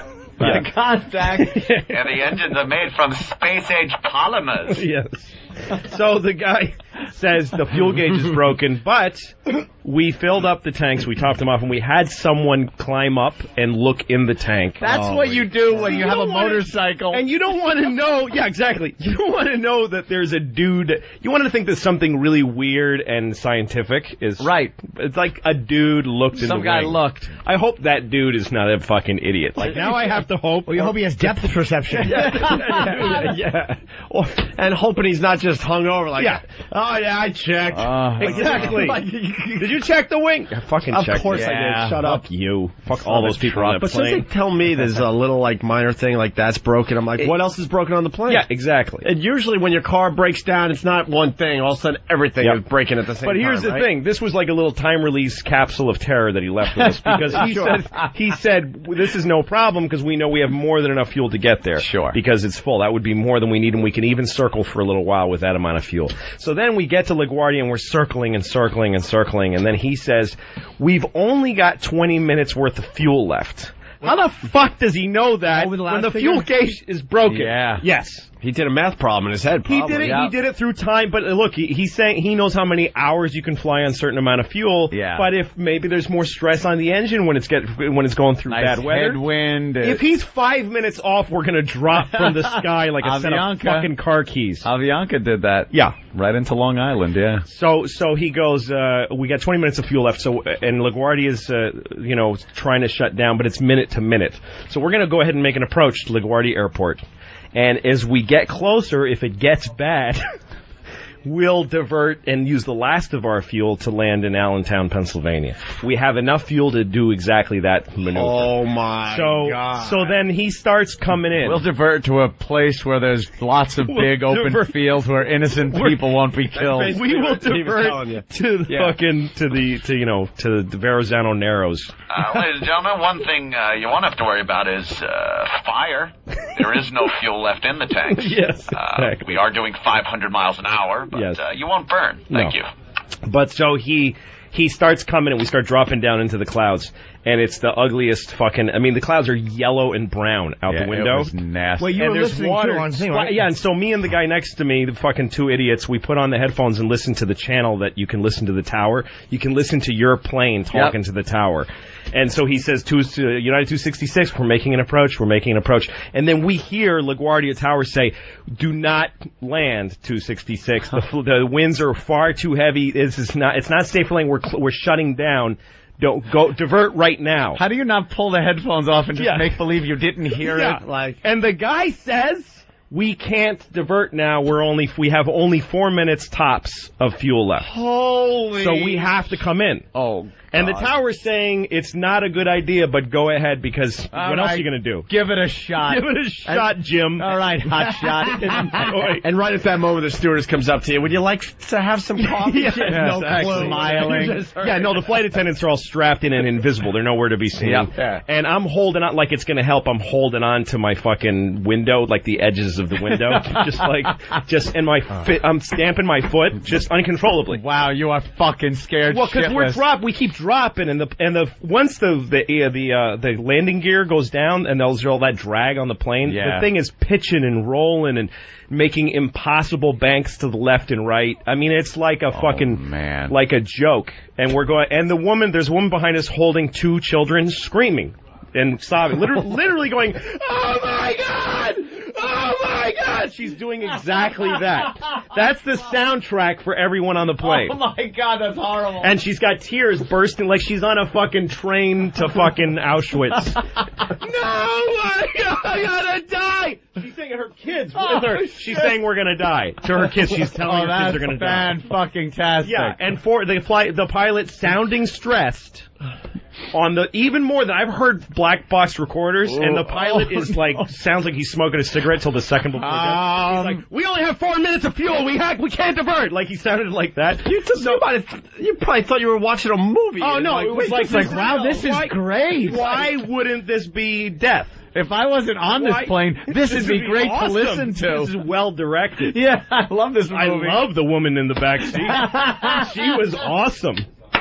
And we drop out of the clouds, and we see where we are. We are so close to those fucking Queens housing projects that are in the X shape. Yep. Like it's like the nightmares you have. If the wing were to tip over, we'd hit. You're hitting it. And we're going. I've gone over those housing projects thousands of times. I fly all the time. We're going so fucking fast. We're flying like we're just shooting over Queens. Man. And even the most Texan tough guy passengers that were from Denver that were on that plane are like, "Whoa, hey!" He's like, "Oh, hey, oh!" And it was so bad that when to jump ahead for a second, when I got in the cab, the cabbie said, "I saw that plane come in. That looked bad." Like cabbies on the ground. We're watching that one because we're the only assholes that fucking landed. No one else was coming in. And so we're coming in, and the plane I'm convinced we're hitting the BQE. We're gonna just whatever it is, and we hit the ground so fucking hard, and my heart is racing, and I had tears in my eyes, just involuntary. Wow. Just tears coming down my face. Like, what are these? And the pilot says, "Ladies and gentlemen, you are free to turn on your cell phones and call your loved ones." And every single person where the whole plane was chatter of like, you wouldn't believe what just happened to me, honey. I thought I was going to die. And I looked at my phone and I thought about calling my wife and I was like, fuck her. I didn't call her. Fuck her. I thought I was just about to die, but fuck her. You call like a friend. I don't want to. Dude, you never guess what the fuck just happened. Because I know it would have been like, honey, I thought I was going to die. Oh, that's awful. Did you, what time are you getting in? Why are you so late? Tomorrow morning, are you going to let me sleep in? Well, honey, I just thought. Why wasn't that reported? Fuck you. What the fuck? Why didn't that story get out? That's obvious. That guy should be fired. He should be fucking fired. It was really bad. The pilot. It was bad the judgment. pilot? I think what happened was that he had enough time to do what he thought, but then the tower sent him through an approach that took longer than he expected. Longer. It's just what happened with Avianca. They were flying around, and that was a language barrier, too. They didn't declare an emergency. They declared something that was just under an emergency. Yeah. So they kept diverting them from airport to airport and making them circle, and the plane ran out of fucking gas. Yep. And the people that survived the crash were like, all of a sudden you hear this silence, and all you hear is the wind whooshing over the wings. Whoosh, whoosh, no more. Whoo. And you know how the noise of the engines kind of cancels out noise in the cabin? Yeah, no. You hear everything. Yeah. You hear the people in the back fucking row if you're in first class. Yeah. And just... And they crashed into the woods. Yep. No fire, no explosion, just and cracking trees and fucking, you know. Yeah. A lot of people live because of that. Right on, kind of near where I live. When? When you run out of fuel about 10, 12, maybe it's longer now. When you run out of gas on a 15. car, when you run out of gas on a car, you can actually like use the starter motor to get it a little further. You can kind of keep sputtering. But on a plane, it's just, it's and fun. You can stop and get the fuck out, no matter where you are in a car. How did the dudes, because he told us that he couldn't be sure how much fuel there was on the plane before we left. Right. He said, we know the gauges are wrong, but we're going to go anyway because we've seen the gas. So then you bet it. Well, then, you know something? But when you get that close, you go, let's fucking land now. You might even be able to justify that if you're going from point A to point B without any problems. That's if fine. You're going into weather where you're going to have to circle. And when you're talking about we have 4 minutes. 4 minutes? 4 minutes left. How fast is that 4 minutes? 1 minute off, you're dead, and he has no gauge. That 4 minutes is not 4 minutes in a dentist chair. Yeah. That 4 minutes is 4 minutes on a roller coaster. See, all of our pilots now, all of our pilots are Vietnam combat tested pilots, but they're also fucked up Vietnam vets that kind of don't give a shit. They see some shit. They just think you're a bunch of faggots whining on the back of the all plane. you people that call me a baby killer, we're going in. Yeah. It was 1990? Avianca. Okay. All right. Well, why don't we take a break and continue? That's fucking awful. That's a great. That is a harrowing experience. Worst flight ever for you, I guess, right? Easily. I mean, I'm a fucking platinum and 15 different airlines. I fly 1,000,000 miles probably. Yeah. I fly through bad weather all the. I sleep through it. I don't give a shit. I actually have often turned to people around me on planes that look scared and said, "I've seen this. This is nothing. Don't worry. I don't care. I like flying." The lady behind me, by the way, I kept yelling back, "We're okay!" Like I kept yelling at her. I was We're gonna be okay. We're gonna be okay. Fucking torture. Oh, there was something about worst thing I ever went through. There was something about flying on Sunday because you could feel it in the air when we were in Vegas. We're getting ready to go. We're like, I think this one's gonna be a bad one today. It was tense because we also have flown in a lot of bad weather, but nothing like this past Sunday. It got so fucking quiet in the cabin when we were bouncing around in the clouds. And Patrice turns around and goes, I just want to, and to all of us, he goes kind of loud, he goes, I just want to tell you I love you all. And then turns back around, and the second we landed, he went, look, it got a little crazy back there. I got a little scared. Yeah. You know, don't mean nothing by it. Yeah. And then they canceled 500 flights after we landed, so. Yeah. They were pretty much close to the airport after the jostling around and shaking and the plane kind of doing those whoop. And I was looking out the window at the wing, and you can anticipate what's going to happen in the fuselage by watching the wingtip, so you can anticipate the bumps. Yes. So you watch the wingtip, and man, it's moving like... The wings are flapping. Yeah. I'm on a fucking, on a goose. like an 1800s guy's idea of a flying machine. Where the fucking, where the wings flap and he jumps off a rock and he crashes. Like that guy's plane. It's going to drop a baby into a chimney somewhere. But you taught us that those wings could, like, touch. I've seen wind tunnel tests and turbulence tests where the wingtips just about touch on top. But they can bend, but you don't ever want to see them moving like that. Anthony and I had eye contact back because we were both doing the same thing, looking out the window like, hello, where's the ground? Yeah. We've been approaching for like 40 minutes. And Ed's looking at me, and then we're both looking out the window like... And then finally, when you saw the ground, we were so... It was amazing how close we were. A piece of ground come out, and we were low, and I looked it over going... Did you see the ground? He goes, yeah, I just saw the ground. And then I'm going, I see more ground. He goes, yeah, it's good. I go, we better start seeing runway, though, because it's getting really low. No, but when you hit the ground in flights like that, the instant the wheels touch the ground, you're like, I don't care what else happens to me. Yeah, we can skid off of the fucking runway. I don't care if country, if Iran invades tomorrow and starts sodomizing me daily. I made it through on the ground. On the ground. When the wheels hit, it's like that for 2, maybe 3 seconds, you stop breathing. Yes. And wait for that quick slowdown. And then you're like, deceleration. And then you feel it instantly, like, oh, okay, we're good. Yeah, get on the phone and call it. And then you just start worrying about whatever bullshit. You just get broadsided by a 747 coming in at 500 miles an hour. Hey, we met. What the? What happened? We're going to break, and I guess we don't need bad flight stories today. Louis C.K. We just heard the topper. Louis C.K. What happened, Jimmy? One more. What happened, Jim? I was flying to L.A. actually, and it was after breakfast, and my cinnamon roll didn't have as much frosting as the cinnamon roll on the person next to me. Who is it? What were the fuckers? It's awful. You must have been panicking. Yeah. I had to ring the bell twice to get my tomato juice. Tom in Tennessee, what's up? Hey, morning, boys. What's going on? Hey, I worked on jets for 9.5 years, and the pilot told Louis a flat-out lie. You cannot look at the gas in the plane. Really? Everything is sealed. They would have had to bring out major tools to open the tanks up. The whole jet is a big-ass fuel tank, and the wings, the belly, everything. Right. No, you know what? That makes sense, because it's not like when you fill up a jet, you just fucking... it's not like a motorcycle, you just stick the nozzle between your legs. I just... when you kind of tip it around and make it hear the sloshing. When you told me that, all I thought of was a scene in... The Great Escape, when Steve McQueen takes the gas cap off and shakes the bike a little bit, and then takes off again. It's like, all they did was rely on the fuel truck, asking him how much he had in the truck and how much he has left. Oh, God. So somebody's doing like a 7th grade math problem. And let me tell you, they never top the tanks off. No, they don't. Because it would be, it's not fuel efficient. Right. They put in enough gas as they need to get from point A to point B, and then some extra for circling. But if you fill your tank up, you're just hauling more weight. Yep. So they had just enough. Thanks, pal. That makes 4 minutes is frightening. This is really funny. Steve on Long Island, go ahead. I just wanted to relate a quick story. When I was back in going back to college upstate, we took a Cessna up there, and we got some ice on our wings. Uh-oh. And I looked down, bro, and we weren't moving. And all of a sudden, I look at the pilot, and I go, are we going to go down?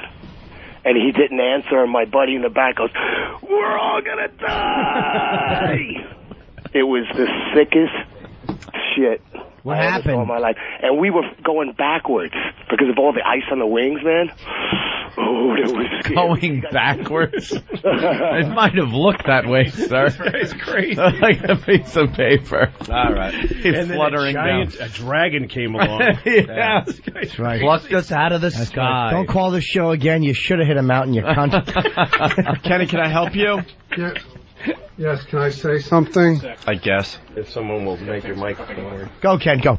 Yes, it was brought to my attention that hold on, the mic's not on. Why would it work? What would be the reason for that?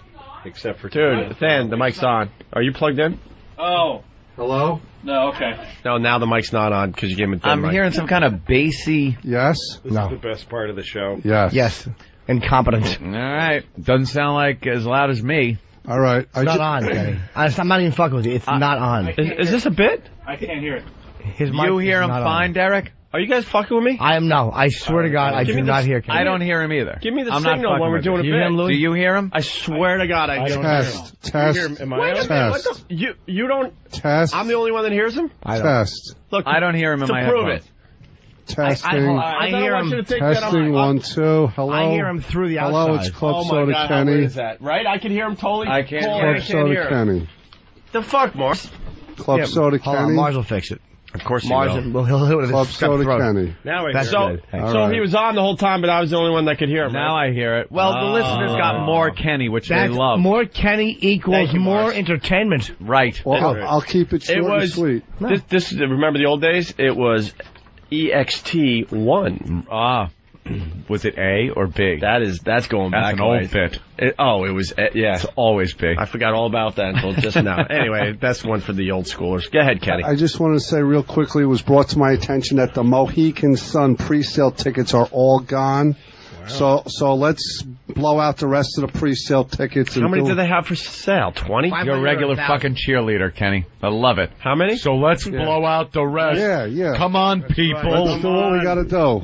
It's actually what is it? 500 a venue is going on sale? Or 1,000. Yeah, there's enough. It's special tickets for our special fans, special seats for the special occasion. So it's special. Everything's special. Yeah. So let's guys, we got a few more minutes in that pre-sale. Tickets going I'm here at 5 o'clock, Jimmy. What am I talking about? God, am I dumb? Yeah, but we just will never. It's just a special offer for our special fans. So click on the website or the MySpace and get the pre-sale tickets. And you'll get better seats than the normal people. That's right. We got any special sales manifesto. Do we got?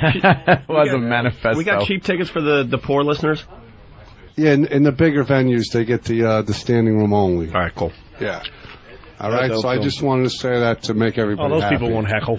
No. Just standing for hours. Yeah, but they're so far away you can't even hear them heckling. Right, exactly. Yeah. All right, Kenny. All right, have a nice day anyway. Thank you. All right, good. Well, Mohegan Sun. Club Soda Candy, everybody. Club Soda Candy. Apparently the pre-sale tickets sold out, according to Club Soda. Very interesting. What do you guys say? I am so glad this is the last casino we're playing, though. Yeah. You're going to go broke, bro. It's costing me money every gig. I can't do those, boy. Every gig.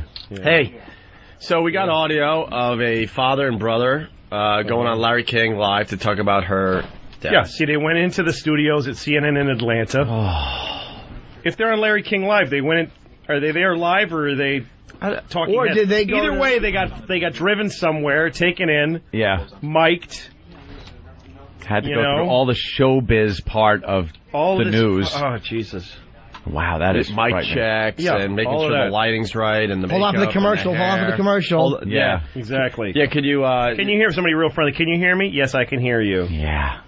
Could you hold off on your despair because we got to fit a few commercials in? Oh, Jesus. We got to promote Larry King's 50th anniversary on TV. Yeah, exactly. All right. We're going to be talking... And Next the meeting that they had beforehand. Yeah. All right, remember it, guys. Keep it light before we go to air. So don't get her upset. Keep it light, like how you doing, and then once we hit the air, then ask her the questions that are going to get her crying. No, so they do. If you work in any, I worked at Conan. I know exactly what they're doing. They have a segment producer that calls and says, "What are you willing to say?" and what are your feelings about it? Comfortable talking so about. that they know the talking points because they can't just ramble. Yeah. It's only a few minutes. So what are you Why do you tell me some things about him? And will you cry when you say that? Oh yeah. Oh, when can we expect the tears? Yes. Because that's like Are you willing the big to payoff. say gun-toting chink on the air? Because if Larry could we would really, we could work off of that. Yeah. Gun-toting chink. Yes, Oh, thank you. Oh, Lou, that's thank you, Pasty Crinkle. Pasty Crinkle. He's writing from 3 hours in the past. Hey, Ope, listening to tape show of this morning and want to let you know that I caught the deep reference about diving for morphine. Thank you. Oh, the deep. Wow. You were talking about morphine, and then I'm Didn't even hear it. You're like, well, Jimmy said, can you get that? I heard that you say that, and I didn't know what it meant. I probably didn't see the movie. I thought it was like the morphine grows under the ocean. I was so dumb. No, the deep, that's what they were diving for, was the morphine. The little tiny bottles of morphine. Thank you. It was very obscure, and I'm like, oh, boy, I bombed horribly. But I didn't know. I think it was a serious fact you're giving out. No. I don't know morphine facts. What do you I think know? morphine comes from the bottom of the ocean? I didn't say I was a fucking medical student. As a kid. You don't have to be a medical student. As a kid, that opening scene was hardcore porn. Oh yeah. What was her name? Just diving in the wet T-shirt, that the was white when she T-shirt. that was when she was hot. Jacqueline Bisset. Holy shit! The opening scene of that movie. I remember that when I was a kid, though, because it came right after Jaws. Jaws, yeah. And we all went thinking that someone would get eaten by a shark. It was going to be nothing. Well, that's how they presented it too. In the trailer, they kind of showed it like it was going to be more Jaws. Yeah. More Jaws. But it's nothing. Just Jacqueline Bisset and some fat fucking limey cunt talking about nothing. Looking for morphine. Yeah. And that's how Orca was another one that was going to be the next Piranha. Yeah, that was stupid. Piranha with every flounder. Orca was annoying. The fucking stupid whale followed him to another country and then fucking bought a condo next to him and fucking started taking his mail. Fucking faggot whale. I hated it. I like when it ate Bo Derek's leg. Yeah, that was a good one. Yeah, watch, you and Dudley have something in common. Only one working leg for the 10 sequel. Fucking club-footed cancer skull. The best have a head full of pudding, silly. The best was in Jaws 8. She wants to finally escape the shark, so she moves to the Caribbean. I mean, that was just brilliant writing right there. It's an easy way to get away from the Why shark. not Arizona? Called fucking Cleveland. Why not Arizona? I mean, no. I'm gonna get away from all this, and I'm gonna settle down in the Caribbean. This time it's personal. Right. That was the slug line for it. Did they ever explain why it had to be the Caribbean, or they just make believe that was just? Yes, they just. Because otherwise the shark can't eat her. Yeah, it's a real dull movie of watching her driving to malls and shopping. And You have to put a hit on her through goldfish and hope she won one of the fair. Like when she falls asleep, the goldfish swims in her pussy and bites her heart. Swims through her pussy and bites her heart. Hey, that sounds like a fucking Stevie Nicks lyric or something. That's awesome. Hey guys, we did 4 hours on this today. You want to maybe do something unorthodox and talk about something else? Yeah. We got a German shit videos. Let's talk about them for a couple. We can talk about the asexual population out there. What? People that don't have sex. Asexual, like roaches. Asexual. And what about us? And we got some other stuff. Maybe what about married people? You're not having a lot of sex, dude? What's that? No, what's that? No, he means what's that? Remember. No, you know what? Even better. I don't even remember. Do you get blown a lot? Do I get blown? Fuck you. No? No. I got blown last night. It was fantastic. And I'm like, that's great. I want to come in your pussy. So she climbed on and sat on it. And it made this. Great. It was so wet. It made this sound. That's great. Wow. What, do you have a robot? That's great. Jesus. We got something on kids and how they ruin your sex life and ruin your marriage. And with Louie and I know, because they grow up. That could be the perfect thing. There you go. They grow up and start saying no. Jesus. It's Opie and Anthony. Opie Anthony. This is unpredictable radio. Holy crap. We need to remember that we are professionals in the entertainment industry. Look at you. Oh, man. Oh, my God, I'm a grown man and I'm being yelled at. You're idiots.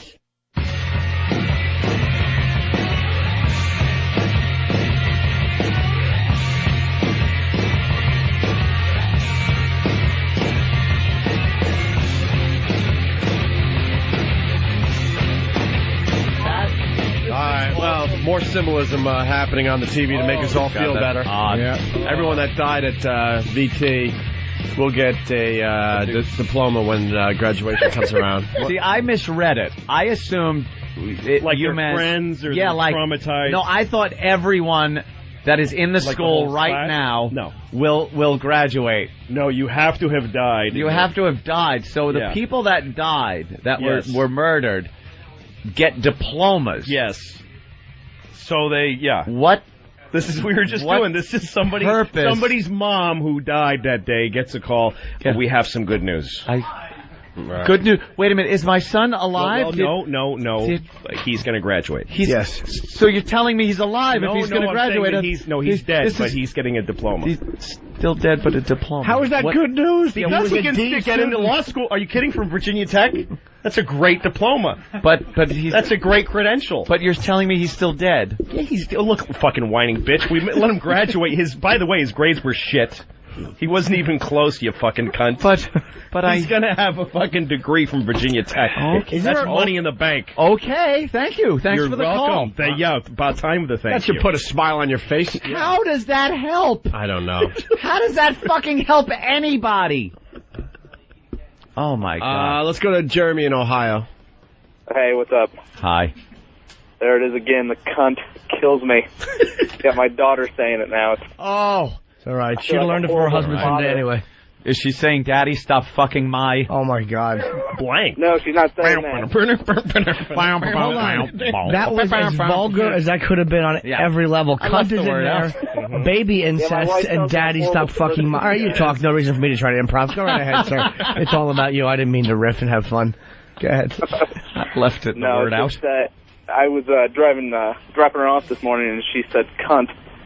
And I was like, oh, God, here it starts, because my wife already gives me a hard time, because I go around saying cunt all the time. But what was that? I like that there's no context, because that makes me picture just some kid getting out of the car in front of the school going, cunt. I can't believe I got to fucking go to school again today. She just yawns and it comes out. Cunt. Can't believe Dad's such an asshole. All right. We should get into some other things. Mm-hmm. The kid thing is an old thing. Whatever. How kids get in the way of love and sex and stuff. Mm-hmm.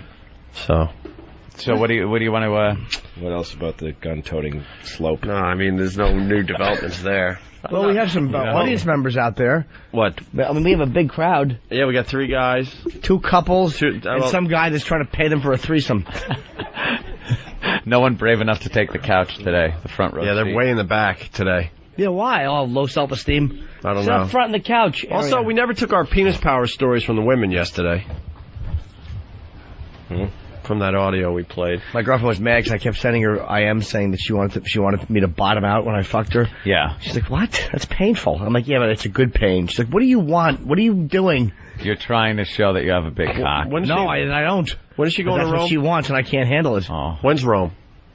She's not going. Oh, she's not. Yeah, you put your fucking foot down. Nice, Jimmy. Good boy. I wouldn't care if she went to Rome. Good boy. I trust her. That's the official story. I know. That's fine. You say that out in public, but I understand what you did, and good. Good for you, Are you Jimmy. going to Rome? No, she was going to go because her one of her best friends, who's been there for 5 years, invited her actually to leave tonight and go for 4 days, and she finally has the money for airfare. Her friend's been there for 5 years, so her friend knows all these fucking guys and shit. Get the fuck out of here. Hold on. Don't send her to Rome alone with someone that's... Hold on. Her friend has a fiance, and they live together, and my girlfriend will be staying with them. So her friend won't be fucking. That's nice. Hey, can we tell the boat story yet when we were on vacation in Turks and Caicos? Speaking... Oh, God, with the fucking horny captain. Like, when you, back in the day, we all went to Turks and Caicos, and, you fly out of JFK, and you pretty much see the people in the airport that you're going to be hanging out with for the next week at Club Med. It's a Club Med plane. Okay. So there was this woman, and we saw her saying goodbye to her boyfriend, and she was really sad that she's going to be away for a week, They're right? crying, hugging each other at the fucking... What we saw while she was on airport. vacation... So, yeah, we kept seeing her around. And I guess she was with friends and stuff like that. We went out on this snorkeling trip or something. And we had to cut a little short. Oh, it was the party, it was a booze cruise beach party, whatever the fuck it was. We were on a boat in the Caribbean. Yeah. And we had to head back. There was a storm coming. So the waves were getting a little choppy. And the captain, this fucking guy... This guy from fucking Turks and Caicos. Yeah, he's decided, look, I'm down here to get pussy. Yeah. Like, he figured it out a while ago. That's why they work there at Club Med. Club Med ain't paying a lot. There's a bunch of guys that are just trying to get pussy. And this chick got so drunk on the punch, and now she's flirting with the guy that's driving us back. Beer and sangria, and she's flirting, and we're driving through this fucking rainstorm. So he invites her underneath his little awning and the captain thing. The next thing we know, she's on her fucking knees, blowing the guy as he's driving the fucking boat in a torrential, torrential downpour. We see the storm coming, and the guy's slowing down. He don't give a shit because he doesn't want to get back now. So he's slowing the boat down, and we're thinking this guy's gonna get us fucking killed because he's getting head. Yeah, this woman is right underneath where the fucking wheel is. You just her knees are in like rusty red paint. Bilge water. You just the skipper's wheel is going ding ding ding ding off the top of her head with the little handles on it. Ding ding ding ding ding. Speed ahead. Ding. Whoops, sorry. Yeah. You just knew what was going on. And so when she was crying to her boyfriend, she's crying in anticipation of the pain. Yeah. Of an island black penis breaking her ass. And again, we all took the same plane back. Isn't that romantic? How romantic. We take the same plane back, too, because the whole thing's a charter. So she's on the plane again, and we got to see the greeting back at the airport. The boyfriend waiting, and she's like, baby, running into each other's arms. Big kiss, and we're just like, fucking tasting. He tastes like conch. He tastes like a conch shell. He wonders why her mouth is fucking propped open like a scream mask. Like, what happened? Her tongue is all salty from that old salty dog. Too bad you didn't get a picture of it. You could have showed him. So this is what she was doing. Hey, dude, by the way, you want to see a nice picture? Her fucking flip-flops sticking out from underneath the fucking skippers. This girl, she was a dirty girl, man. Just going around Club Med, just getting hammered and flirting. And, there she runs into the arms of her boyfriend back at JFK. Listen, here's the difference. Yeah, what? Rome.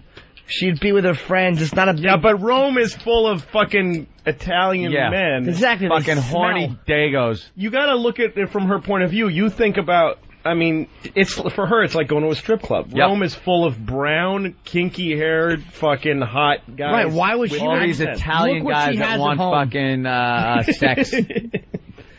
I don't think she would fuck around. I actually on a scooter. She's going to get a scooter, have a Vespa in her vagina. She's one of the only girls I've ever dated that I really trust. I don't think she would fuck around. And why misplaced? Why isn't she going? Did you say that? I'm sure it's fine. No, I actually told her I did trust her. She's like, it's just a matter of logistically, it's too soon to plan everything. Sure. Her friend's birthday and stuff like that. Yeah, it's friend's birthday, sure. Get the whatever story you have to tell. And I'm sure that she would have invited me. I mean, of course. But oh, she really? Maybe thought I was busy, even though I'm going to be on vacation next week. Huh? I didn't get the invite. That's weird. It's interesting. Okay. It's interesting. Yeah. It's all good. Why would you she's go? A cool chick. Yeah. Why would I want to go and have fun in Rome? Yeah. Rome. It's not like there's anything to see there. I get invited Not like a single thing. I get invited to stuff like by proxy. Like, well, you can go if you want. It's like Patterson, New Jersey. Yeah, exactly. Just nothing. But you know how you get invited to stuff? Not like, baby, let's go to Rome together. Like, I'm gonna do, like, it's almost like you get the statement, like, I'm gonna do this, I'm gonna do that. You're like, okay. And then they hear the thick silence, and then like, I mean, well, you know, if you want to go, you can. If you want to. Yeah.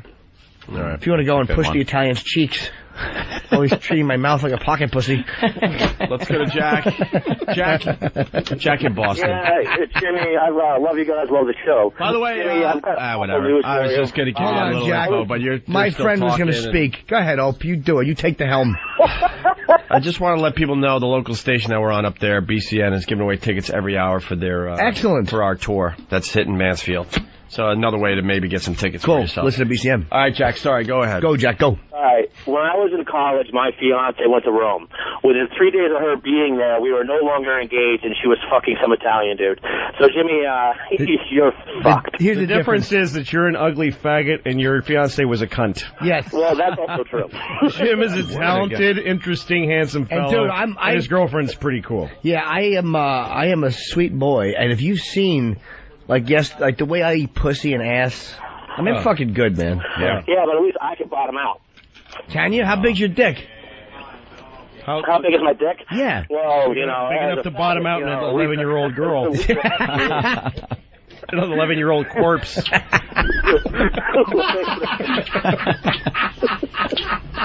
Fucking his dead niece daily. I love funny people. Bottoming out gets easier every day because it's shriveling and death shrinking. What is better than hanging out with funny people? Shrinking like an old pumpkin. All right. Oh, you bottom out an 11-year-old corpse. Oh, thank God I don't have the most offensive thing I've said today. It goes into your hands. Dude, it's fucking having funny friends. It rules. Oh, yeah. All right. It fucking rules. Laughter's the best medicine. Thank you. That's what they say. You're right, Lil. Yes. Let's go to Raul from Florida. Raul. Hey, guys. Hey, Raul. Hey, guys. I was just surfing online today, and I went to a website called Joystick, and they had this thing about the guy who shot those guys in the school. Yeah. His name, what is it? Chow Sung Hui? Yeah, whatever. And he had no video games at all. So they have no right to blame it on video games. I heard Counter-Strike was brought up last night on TV. What was that about? What was the angle with Counter-Strike? It's a great game. It is a great game. A lot of fun. I don't know. I play it. Thanks. Yelled at by fucking kids. Fucking nailed you, dick fuck. And they all curse with their little headsets. Because now you can hear right, you can hear each other. Oh. Christ. Fuck you, douchebag. And you're like, what? I want to play the game. It was so much better when it was just text. Yeah. You know, now you hear their voices, and they're just kids. Like, and they just fucking nail you, too. Yeah. You run around a corner, bam, right in the face. Dad, dick. Fucking noob, you stink. Yeah, I stink. Their little voices. Yeah. Remember my fucking 40s running around like an idiot, getting just fucking shot at every turn. Yeah! And that's how you hear it. Look at this fucking asshole. Look at him. Let's just stay here. I'm going to stay by the spawn and just shoot him every time he reappears. I had a great trick, though, for those little fuckers when I was playing Half-Life Team Fortress. And it's a great game. Another one, you know, you're out there just playing online against a bunch of people. Sure. But they had this thing where you were able to tag walls.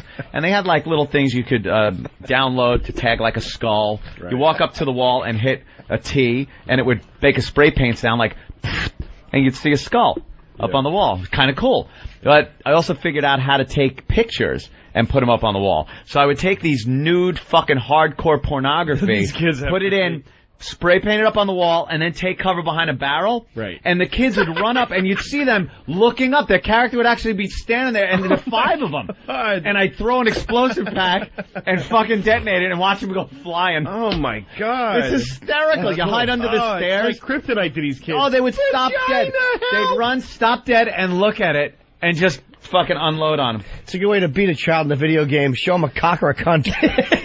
What is this, Danny? Best spray ever? Let me get on the mic. CT's an 11-year-old corpse. Spray is on the bottom out. I used to play Counter-Strike a bunch too, and I'll never forget one time I was running through one of the maps, and I was a counter-terrorist in Counter-Strike.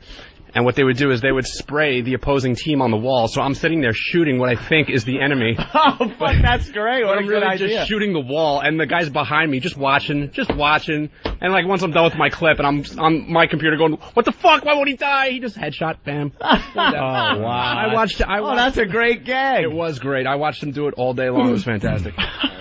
Very good. Let's get another story from Rome. It's Matt in Jersey. Matt.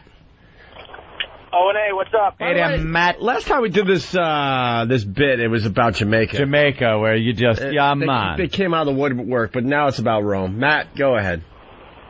Little Jimmy. What up, Matt? That baloney tits? What's that? I'm good, buddy. He's in good shape now. Shut up. That's right. I'm 5'7" of rock. Hey, brother, I'm 5'8" of mush. All right. All right. Get to your story, fucko. When I was in college, my girlfriend went to Florence, brother, and I'm telling you, those guys over there, they prey on American women. Yep. Prey on them. She ended up hooking up with a Carbonari, which is like their local level state police, and I went to visit her, and the first night I got there, we had sex, and I could tell immediately she had just got split wide open, brother. Listen to me. Wide open. First of all, my girlfriend's already been there. Second of all, if she wants to bang someone, she could do it here. Right here in the old U.S. of A. And third of all, again, she has me at home. I'm just going to visit Furio. Shut up. No, I don't think she would. And honestly, I don't. First of all, your girlfriend's mouth never doesn't taste like cum. Never. My girl, I haven't trusted women since I had an incident, a humiliating incident in about the 5th grade, which is coming out in therapy that I'm remembering. 5th grade? Yeah, just a thing with trust. I know. Can you share it, or is it you're still working through it? Oh, it's not painful like on that level. It's just embarrassing. Like here's why I don't trust women. Not the sticker bush story. No. Love the sticker. I was in love when I was a boy. My little girlfriend's name was Jill, 4th, 5th, and 6th grade. And, on wheels. And I had like a boy crush on her. We never even kissed. I remember she said like years later that my lips were too chapped. And I probably liked her more than she liked me. But I remember one day I went to her house, and I didn't know this would happen. And my friend Andrew Cantor was there. And, we were all like in the same grade. And, Jill told me... I can't wait to see this animated. I know. Every time Jimmy tells a story about his youth now, I see it in flash animation. Just use his name Andrew. Don't use his last name. He might not like it. But Jill and Andrew were hanging out, and it's weird for me that they get there. I think I had to ask her, well, can I come over? And she was like, if I remember correctly. So I'm sitting there. I think we all went down to the basement, and then her and Andrew went upstairs to get something. And they were gone for a while. And I was such a stupid little Jimmy Norton just sitting in the basement. And I found out, like, years later, he told me that they were making out upstairs. Oh, no. See, the part of the story, though, that is a tiny detail for you, but amazes me. You say she didn't kiss you. I found out later it's because my lips were too chapped. Yeah, she told That means me. there was a conversation where you said, hey, years ago when you wouldn't kiss me, she's like, who's this? Jim Norton. You wouldn't kiss me. Jim Norton, why didn't you kiss me? Your lips were chapped, you fuck. No. We were talking. Here's what happened. we were talking. I saw her years later. We saw each other briefly, and we were joking about different stuff. And she, I remember your lips were always chapped, so I kind of figured that's why. Oh, so you put 2 and 2 together. I didn't mention the kiss. I asked her for a kiss, and it was so awful the way I asked. Oh, that's. What'd you do? What'd you say? But I found out that her and Andrew were kissing upstairs, and he told me a couple years later in high school. Like this is like 6th grade, so 4 years later he told me, and I was in a rage. I didn't tell him. 4 years later, you were in a rage about that. Oh my God! Because I was felt so stupid for like having like this girl not known. But I asked her and her fucking faggot Andrew. Please now it's easy for me to say because I've experienced trannies. But I was when I was in 6th grade and 5th grade. I asked her for a kiss, but I didn't know how to ask for a kiss. So this was the truth. I sat my father down. My fucking awful advice dad. I think he fucked one woman in his life, and I showed up. I said, I'm not doing that again. How do I kiss a girl? And he goes, walk over and ask her if you can smell her breath. And when she breathes in your face, lean in and kiss her. Which is almost an assault. Kind of a sexual assault, yeah. Oh, my God. So I knew at that age that was awful.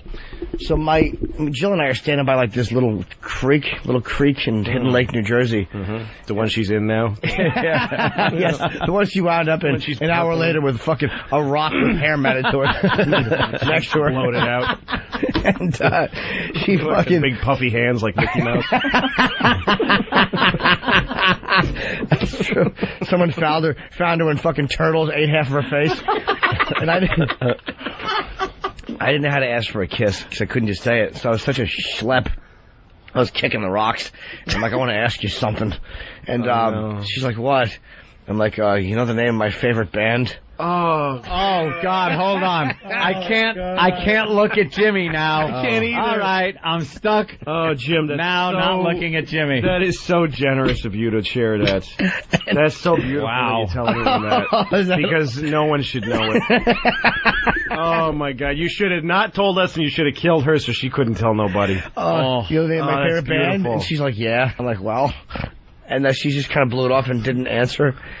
She just wanted that to go away. It was as I stood there with my calater, my fucking chapped lips. She silently says to herself, Jim, good luck living that down for the rest of your shit life. You enjoy the trannies that will not erase the memory. So that's when I think my trust issues with women started once I learned that. All right, let's go to Illinois. Ron, what's up? Hey, O&A, how you guys doing? What's up, man? Good. Thank you.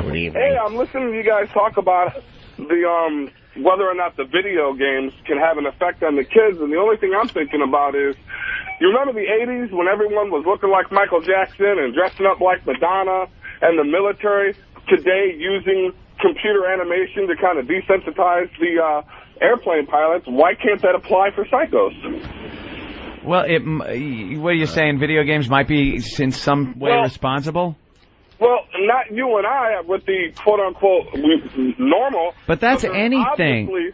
Like, we can't gear the lives of everyone on this planet around nut jobs or children or things like that. It's like you were saying earlier. Why would we think we're far away from this? Like, why did this happen? It's not because it's some mysterious video game. Yeah. It's because killing people, it's interesting to watch people's heads explode. Yeah. And life is cheap. That's pretty much it. And because really, what the fuck? You should really actually be killing and eating people. Like, what's stopping you? Give a shit. The only thing you missed out on is eating. It's not part of your body, so let it die. That's the way. But we're overlooking the fact that maybe we are desensitizing the children. No, we're not. You know what? You know what? We're not. People are going to be nuts. There's going to be nuts in the world. There are going to be people that can handle video games by the billions, and then one or two that can't.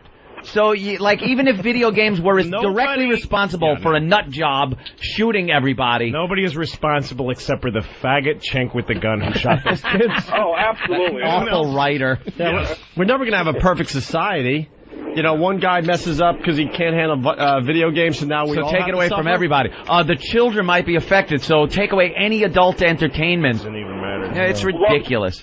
I think the thing that's confusing me is, like, they're going on right now about the letters that he wrote and how psychotic it is, and the professors don't, blah, blah, blah, these papers he was writing.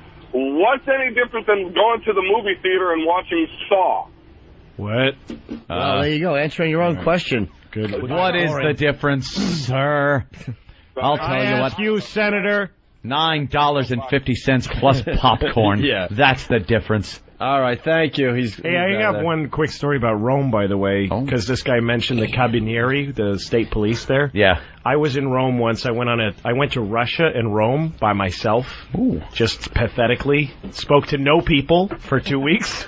Made no connections with anybody. But that sounds so exciting. It was interesting. I saw some cool shit. But when after a few days, were you going like, "What the fuck am I doing?" Yeah, I'm in hotels. I could be in a hotel in fucking Newton, Massachusetts, in Phoenix or something. Yeah. So I'm in a car that I rented in Rome. And I'm looking at beautiful countryside. These are postcards out my window. I don't give a shit. Yeah. And I'm driving down a highway in near Rome. Through the countryside, and I'm like, I'm going crazy. I haven't talked to anybody, and there's a roadblock of Carabinieri state police, and they look like Nazis. They have high hats and boots up to their knees, and they have arrête or whatever stop signs. They have a roadblock. They're stopping traffic, and I just have this weird idea in my head. Nothing's happened to me, and I don't care what happens to me now. And I gunned it. And I went around them a little into opposite traffic. What the I swear to God, I did this. Wow. I floored it, went around a guy. And then I look at my rearview mirror, and they're running on, like it's the Pink Panther or something, like shaking their fists. And I'm like, fuck it. Get in your cars, chase me, put me in jail. I'd actually happily be in an Italian jail, meet some Italian people. He's insane. Because I hadn't had, the guts to say hello to anybody. That is great. So what happened? Nothing fucking happened. They shook their little fists. They got small in my movies. Yeah. They got small in the mirror, and I went on, and nobody did anything. That's fantastic. It's like a little bit of excitement. If you got caught, you'd have to interact with people. I'd be at some sergeant's desk who'd be typing my name, and they'd call somebody at home. All smoking cigarettes that weird European way. Yeah. With their thumb and forefinger. When you see, O.J. Simpson, there was nobody even charged. He didn't even get charged for taking the police on a high-speed chase. No. There's no... Those things... And when you watch cops, when they get a guy, well, he did a little, he got a fine for the chase. Nobody cares. Jesus. What would have happened? I would have spent one night in jail and paid a fine and had a really interesting experience. Yeah, interesting jail. You don't know what Italian jails are like. Exactly. Big unclipped cock going into your ass. Fucking hang me for dodging a fucking...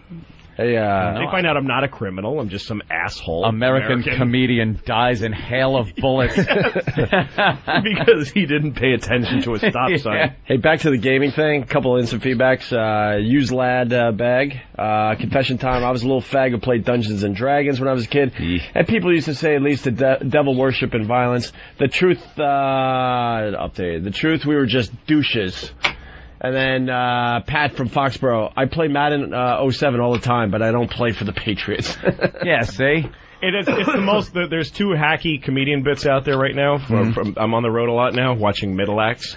Great. One of them is teachers molesting their students. This didn't happen when I was a kid. That whole gag. I do that. And the other, you do that. And then the other one is video game. I played Frogger, and I don't walk out into traffic and get hit by a car. I do that one. Let's take a break. Louis C.K. is going to be at Caroline's next weekend. Next week. And Atlanta Punchline this weekend.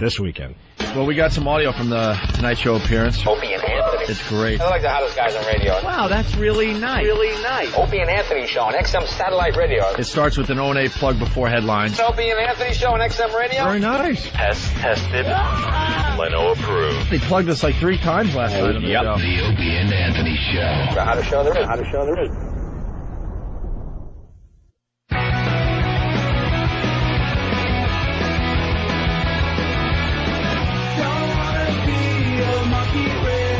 Oh, my God. That's got to be on the radio. Louis C.K. in studio. It's the Opie and Anthony Show. Describing life on the road as a comedian. Oh, Jesus. Describing jerking off. Which is synonymous with life on the road. You wake up around, 11 a.m., wake up maybe, and then you jerk off and go back to sleep. And then you wake up, put on the SpectraVision on the hotel, watch 50 of them before you find something that will get you hard so you can go on the internet. You're not even jerking off to the shit. It's spent about $1,000 right there. You need a fluffing video. Yeah, and then to go on the internet, get some old pictures, fucking call phone sex, a few different lines, fucking jerk off. It's now like 3 o'clock in the afternoon. I haven't seen daylight. The drapes are all down because I sleep during the day. Right. 3 p.m. I'm fucking hungry. I get room service, go back to sleep, wake up at like 5, go to the shit mall, get a soft ice cream, watch a movie, go to the comedy club. The manager says, "How you doing?" And I go, "I'm all right." I just spoke my first words to a human being. Do a show, up all fucking night because I slept all day. Fucking nobody to talk to. Calling the West Coast because some of those people are awake a little Jerking later. off and eating too at night at fucking 2 in the morning. Jerking off is just part. This is like the time, like the clock running. You're just constant jerking off. Calling people on the West Coast who I don't even know it very well because I want to talk to somebody. And anyway, multiply this by 2 weeks or so on the road. I retreat even more and more from people because I feel disgusting for what I'm jerking off to during the day. And then I go home to my wife, and it's like coming back from Vietnam. I don't relate to my family anymore. You wouldn't understand. I'm Bruce Dern, fucking taking off my clothes and walking into the ocean. I just fucking can't relate to society. Sell the car, anymore. sell the house, sell the kids. Send that letter. Yeah, exactly. That cursed letter. Just less and less Colonel able CK. to Colonel CK. Yeah. Nothing to say to her. Oh, damn. My wife is like fucking a astronaut's wife with a shaky cigarette in her hand. He's fine. We all love him here. Very proud. When was the last time you saw your family? You've been on the road for a while, right? Yeah, well, this morning, I'm in New York, we're all in the city, so I saw my family this morning. My wife came into the city only because we had to go to couples therapy, so she brought the kids. Today? Yeah, we went yesterday. You ever just yank your cock out and say, "Why don't you toot on this for a few minutes?" That's how you gotta do it, man, as a married guy. Holy shit, that's a great idea. How's that working out? If I did that, she would just do whatever she was doing. She wouldn't even look. We don't look at each other. If I took out my dick and said, "Why don't you toot on this for a while?" she'd keep whatever fucking emailing. She'd be looking at whatever real estate wherever she wants to live when she leaves me. She'd be like, "I'm sorry, did you say something?" And the counseling, it would be nothing. The counseling is obviously her idea. Oh no, I wanted. You went for it. Yeah. I'm the one who said I wanted to go. This fucking guy we did it last time we went. It's a double session. It was $800. Wow. $800. What does he do? Eat both your assholes while he talks to you? Jesus. That's $800. Wow. How's it? Is it doing anything? Oh, it's great. Everything's great. It's great. Everything's great. Oh, worth every penny. It's fantastic. Great. Yeah. $400 a person? Well, it's $400 an hour. You don't break it up by the person. Oh, you go 2 hours? Yes, couples. What is it, a drive-in movie? He puts her in the trunk before he drives. Hey, there's only one person here. Listen up, honey. Is there anything you could share from those get-togethers? Well, no, not anything about us. The guy, though, the first day he's telling us about it. A lot of times they tell you about other couples to give you comparisons. Mm-hmm. And he's like, "Hey, I know a couple," because I'm on the road a lot and I work a lot. So he's like, "It's hard for people with careers. I know a couple. She's a lawyer and he's a sports writer." Right away, I'm like, I can Google that and make some connections. Yeah, really. Down. I can figure and that he's one like, out. While he's covering March Madness, he's a lawyer. He's a sports writer. And he goes, well, he's covering March Madness, and she's lecturing about pornography and law around the. So I'm like, I know who these people are. Yeah. I can figure it out in 10 seconds. Why are you telling me this? The next couple's going to come in and he goes, I know a couple. I know a couple. He's on Stars and Lucky Louie. Lucky Louie. The first initial in his name are L-O-U-I. Fucking douche. That's got to be something, though. You ever sitting there and listen to, like, a therapist or something and go, like, he doesn't get this at all? Or... No. Well, the thing is, what happens in therapy is you really say the shit. It's only because my wife, I know she doesn't have XM in the car she's in, that I can say that the other day she said, she pointed at my head and said, "I hate him." Oh, at the head. Yeah, at my head. Oh, yeah. So here's the thing. You get in there and you fucking have it out. You say everything. And then you get addicted to that. And you can say, outside of the therapist office, you can say nothing. Like, outside of the therapist office, we're just, like, at home, we're just, like, just bullshit talking about, what did Rosie O'Donnell say today? Like, we can't, but if we start talking about anything real, it gets lightning rodded to what we fucking have said to each other. And if he's not there, we're going to kill each other. Wow. So we can only talk for 1 hour a week. She said, "I hate him." And we spend all the other hours of the week in this strange avoidance If we were in a boxing ring during the week, people would be whistling and throwing paper and do something. And then for that 1 hour, oh yeah, motherfucker, it gets hot in there. I don't know how far we can take this, but why do you guys hate each other? Or can you discuss that? What did you think when she said I hate you? What did you feel when she said I hate you? I hate you too. Okay. Is it just over time, slowly but surely, the relationship broke down, or is this, was there... we got 2 kids. I think it's like this for almost any marriage, except for that we have... The thing is, we have a traditional marriage. I make all the money, and she raises the kids. But we have a traditional marriage in 2007, which means that you can't just say that. Not traditional. No, I don't get to say, I bring home the bacon. Right. You watch the kids. You fry it up in a pan. Fry it up in a pan. Yeah, it doesn't work like that. I bring home the bacon, I fry it up in the pan, I feed it to the kids, and if I mention that I pay the bills, I'm a fucking asshole. Like I'm a piece of shit for, like somehow I'm being prehistoric, but it's true that I pay the, So it's hard. Like, marriage is harder now, I think, than it ever has been. And it's not, like this guy, he wrote a book, the guy we're going to, and it's all about how it's hard for marriage now because the women work.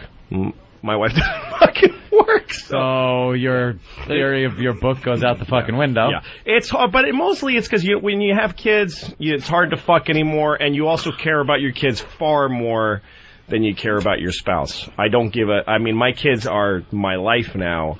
I really don't give a shit about her. I really don't, because how could I next to my kids? I'm laughing because I'm fucking stunned.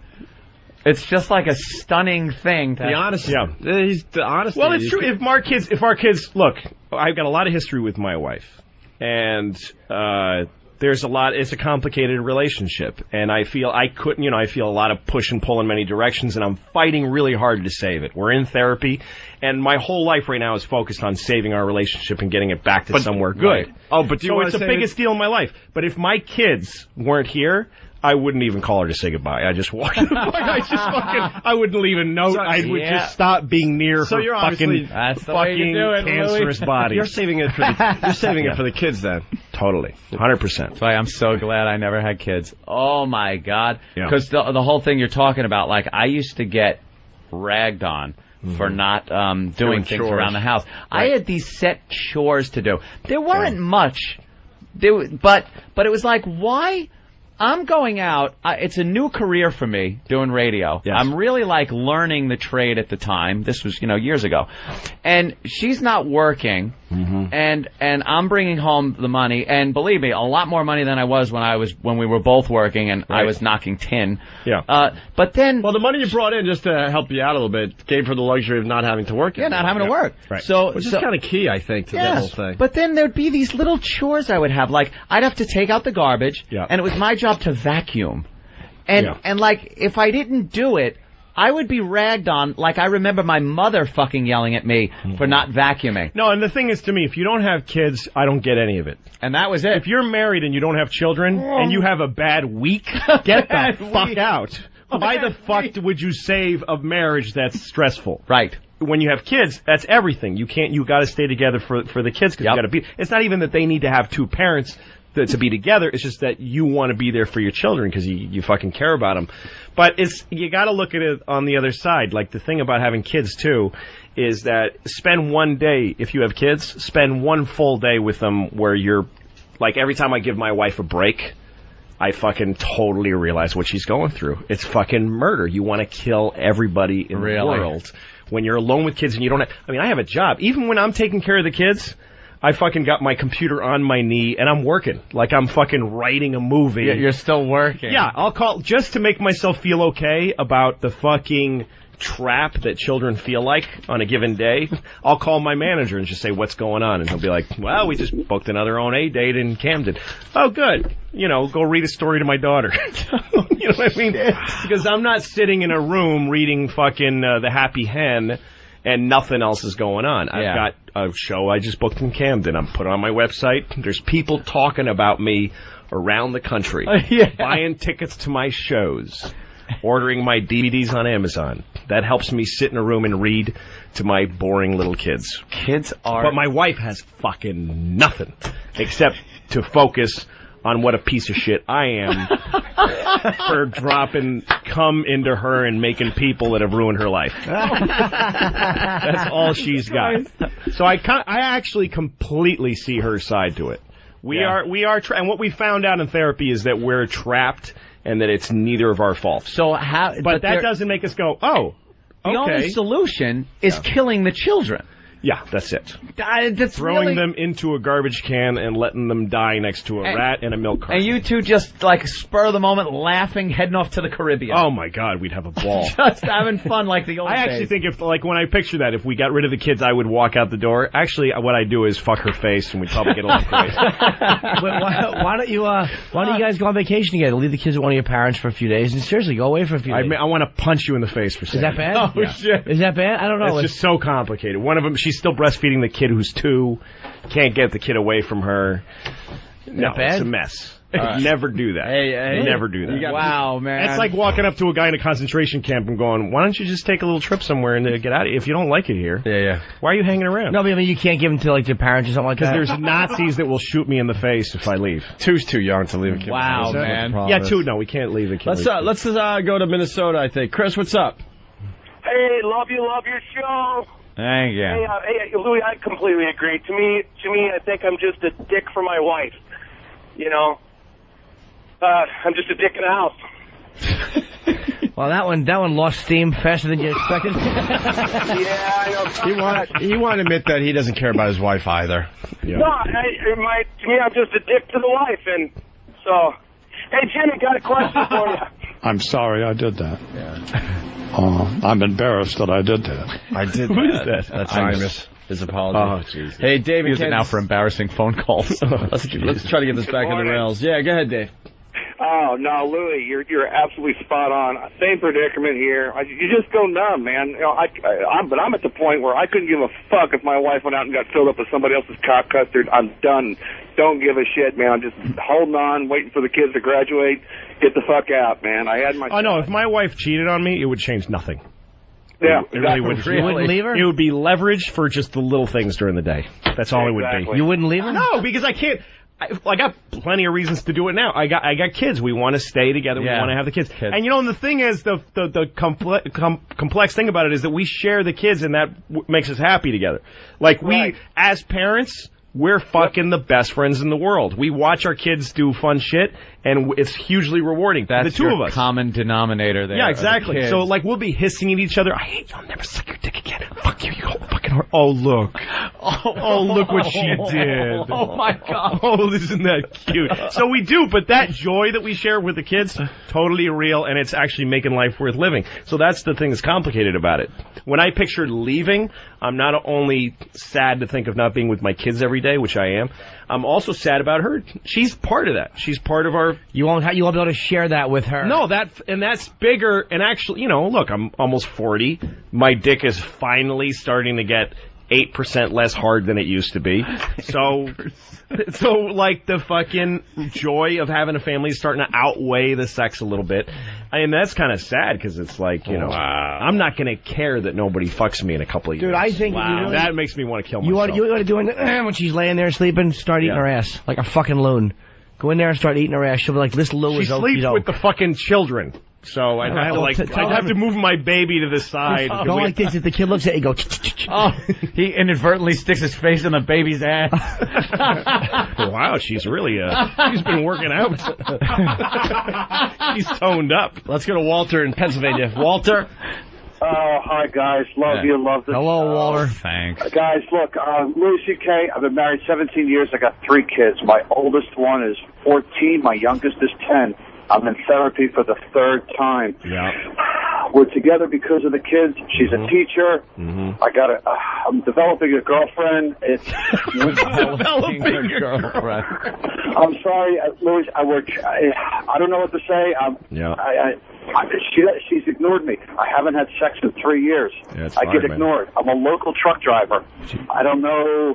We're in therapy, and that's good though. You're talking about it, and it's also good that you're honest about how long it's been. Because whenever married guys compare, like how long has it been for you? Somebody goes 2 months, and now we all have to say 2 months because you lied. Why it's been longer? Of course it has. 2 months, what is your wife, a whore? That's unbelievable, 2 months. 2 months ago, I was thinking about what it was like 2 years ago. When's the last time you banged? How long? I don't fucking remember. Honestly? I think it was my birthday of last year, which is September. I actually think that's the last time that my dick touched vaginal Do you talk dirty? secretion. What? When you fuck, do you talk dirty? Talk dirty. What's your fuck? Like that's going to solve everything? Yeah, it helps. Color, cunt?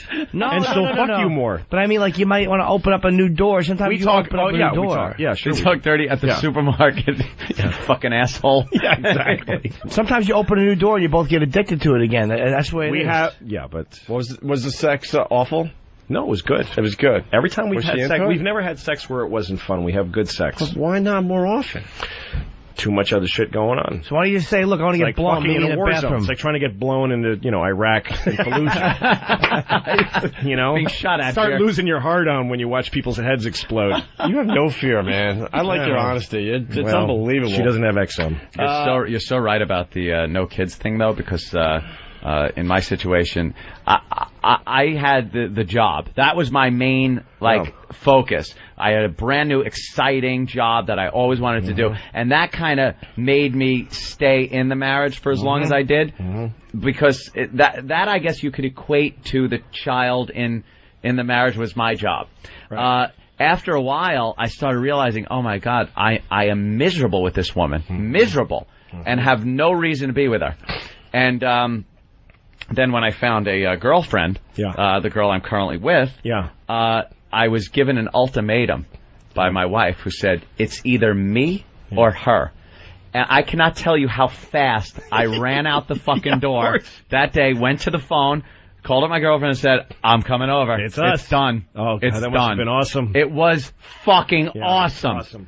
It was the best. But her ultimatum didn't get out of her mouth, and it got me thinking, like, she actually spurred it in my head. It was like, yeah, why wouldn't it is her or you. Well, that's the thing. Why is that the when fuck am I here? Goodbye. When you're in a marriage without kids, it's about each other. It's like it's about this struggle of two people trying to figure each other out. When you have kids, that just goes away. You start parenting. As a matter of fact, the difference between one kid and two kids is huge. Really? Because one kid, you're both doing exactly the same thing all the time, that one kid. Which, by the way, deranges the kid's brain. Because the kid is a fucking, her face is like Beirut. It's a battleground of two fucked up, war-torn people. Factions. But then once you have two kids, you split off. And then you start fucking resenting. And again, I can put myself in her skin and go, I'm fucking killing that guy when he comes home. I mean, just shooting him right in the fucking face because she doesn't even have any distractions. So yeah, you get out. God, why don't you just do this, Lou? I don't have kids, but why don't you just do this? So if you guys want to have sex, why don't you say, go in the other room, Mommy and Dad need some alone time. Go in there. That's a great idea. Go in there. Once you get her help. What's that? You're making a pretty good living. Get her a little help. Fuck her, man. I need my money to buy porn at the fucking hotel and stay at the Ritz on the road. You did tell that story. You stay at the greatest hotel. I stay at the best hotel in every town because fuck her. And then has some kind of excuse why the money's not. Yeah. No. Of course, she doesn't. Look, she's an attachment parent. Like she sleeps with the kids. It's a very. We have babysitters, but we never would have a nanny. I hate the idea of like a nanny living in the house, but I've offered to her to have any help that she wants. You should be on one of those kid shows where they like study you guys. Nanny, or whatever the nanny. You know what the nanny show is fucking horse shit, fucking cunt feed. Which doesn't even mean anything. I just wanted to say cunt. No, the thing is, if like we have a dog, we've had a dog trainer over. Any new person with treats will get your dog to do anything. Right. They leave, it's over. Fucking nice lady with an English accent starts talking to the kids, and Mary there's a camera Poppins, around, right? Yeah, no. It's Mary Poppins for it's like when Mary Poppins left. Movie. When she leaves, all hell breaks loose again. Hey, Mike in North Carolina, you got something for Louis C.K.? Hey, Louis, what's going on, buddy? Hey, did you just say you had you're still breastfeeding a 2-year-old? Yeah, my wife is. Yeah. Yeah. Have you ever been to a grocery store? It's called Gerber's, man. That kid's probably walking around by now. What time are you going to cut that? She stuff eats up? other food. She doesn't just drink breast milk. She'd have to drink like 6 gallons a day. No. She eats fucking hamburgers and French fries. And just kind of washes it down with some tit milk. Mind if I have some of your tasted beverage to wash this down? It's comfort. She does it for comfort. It's actually, it's good to breastfeed kids for a long time. There's nothing better than breastfeeding to grow a kid up confident. It's good for their brain. There's all kinds of shit. Yeah. But it's taken too long. All right, Maria. 2 years is too long. Maria, New York. Hi, guys. Hey. Just wanted to say how depressing it is. I'm going to be a year married in June, and I hope it doesn't happen that it happens to Louis. When did you get married? In June last year. First time it's Ewan. I thought you said Ewan, but then you amended it. Added a J. Wait, it was, what month again? June. She is a Latina. She's very... Sí, yo soy Latina. Maria. And Luis... Maria. Yeah, ¿de dónde estás? ¿Dónde estoy? No, ¿de dónde estás? I love when they correct you. ¿Dónde estoy? Yeah. Where am I from? I'm from Uruguay. Mm-hmm. Say something else in that language. Uruguay. Say something else. Tu madre es un muy grande chihuahua. I don't know. I never been there. Faggot. That's Spanish for Jim. All right, you're depressed. Yeah. I am. I really listen to you guys because we are planning to have kids, and I just hope that... That's the reason you listen to us? No. We help them come quick. Yeah. Are you happy with your marriage? We are. You guys get along great? Yes. And you're going to have kids? Yes. Great. Good luck. Enjoy. Godspeed. All right, let's go to Mike in Vegas. Mike. Yeah, I got a little something for you. Put it like this. I've been married for a long time, and my secret is you got to have someone else on the side, someone European. All right, good. Someone with a hairy box. All right, Steve in California. Steve. Hey, Louie, guys, love you, love the show. I got to say, you guys have two of the greatest therapists on the air. You got Patrice for the single guys and Louie for the married guys, and then you got Jim for a sex counselor. Louie, I know what you're feeling. I've got 5 kids, been married about 18 years, and, you know, actually, I do have sex regularly. My wife and I went through some struggles, and it was painful. Her pussy must look like the hood of a sweat jacket.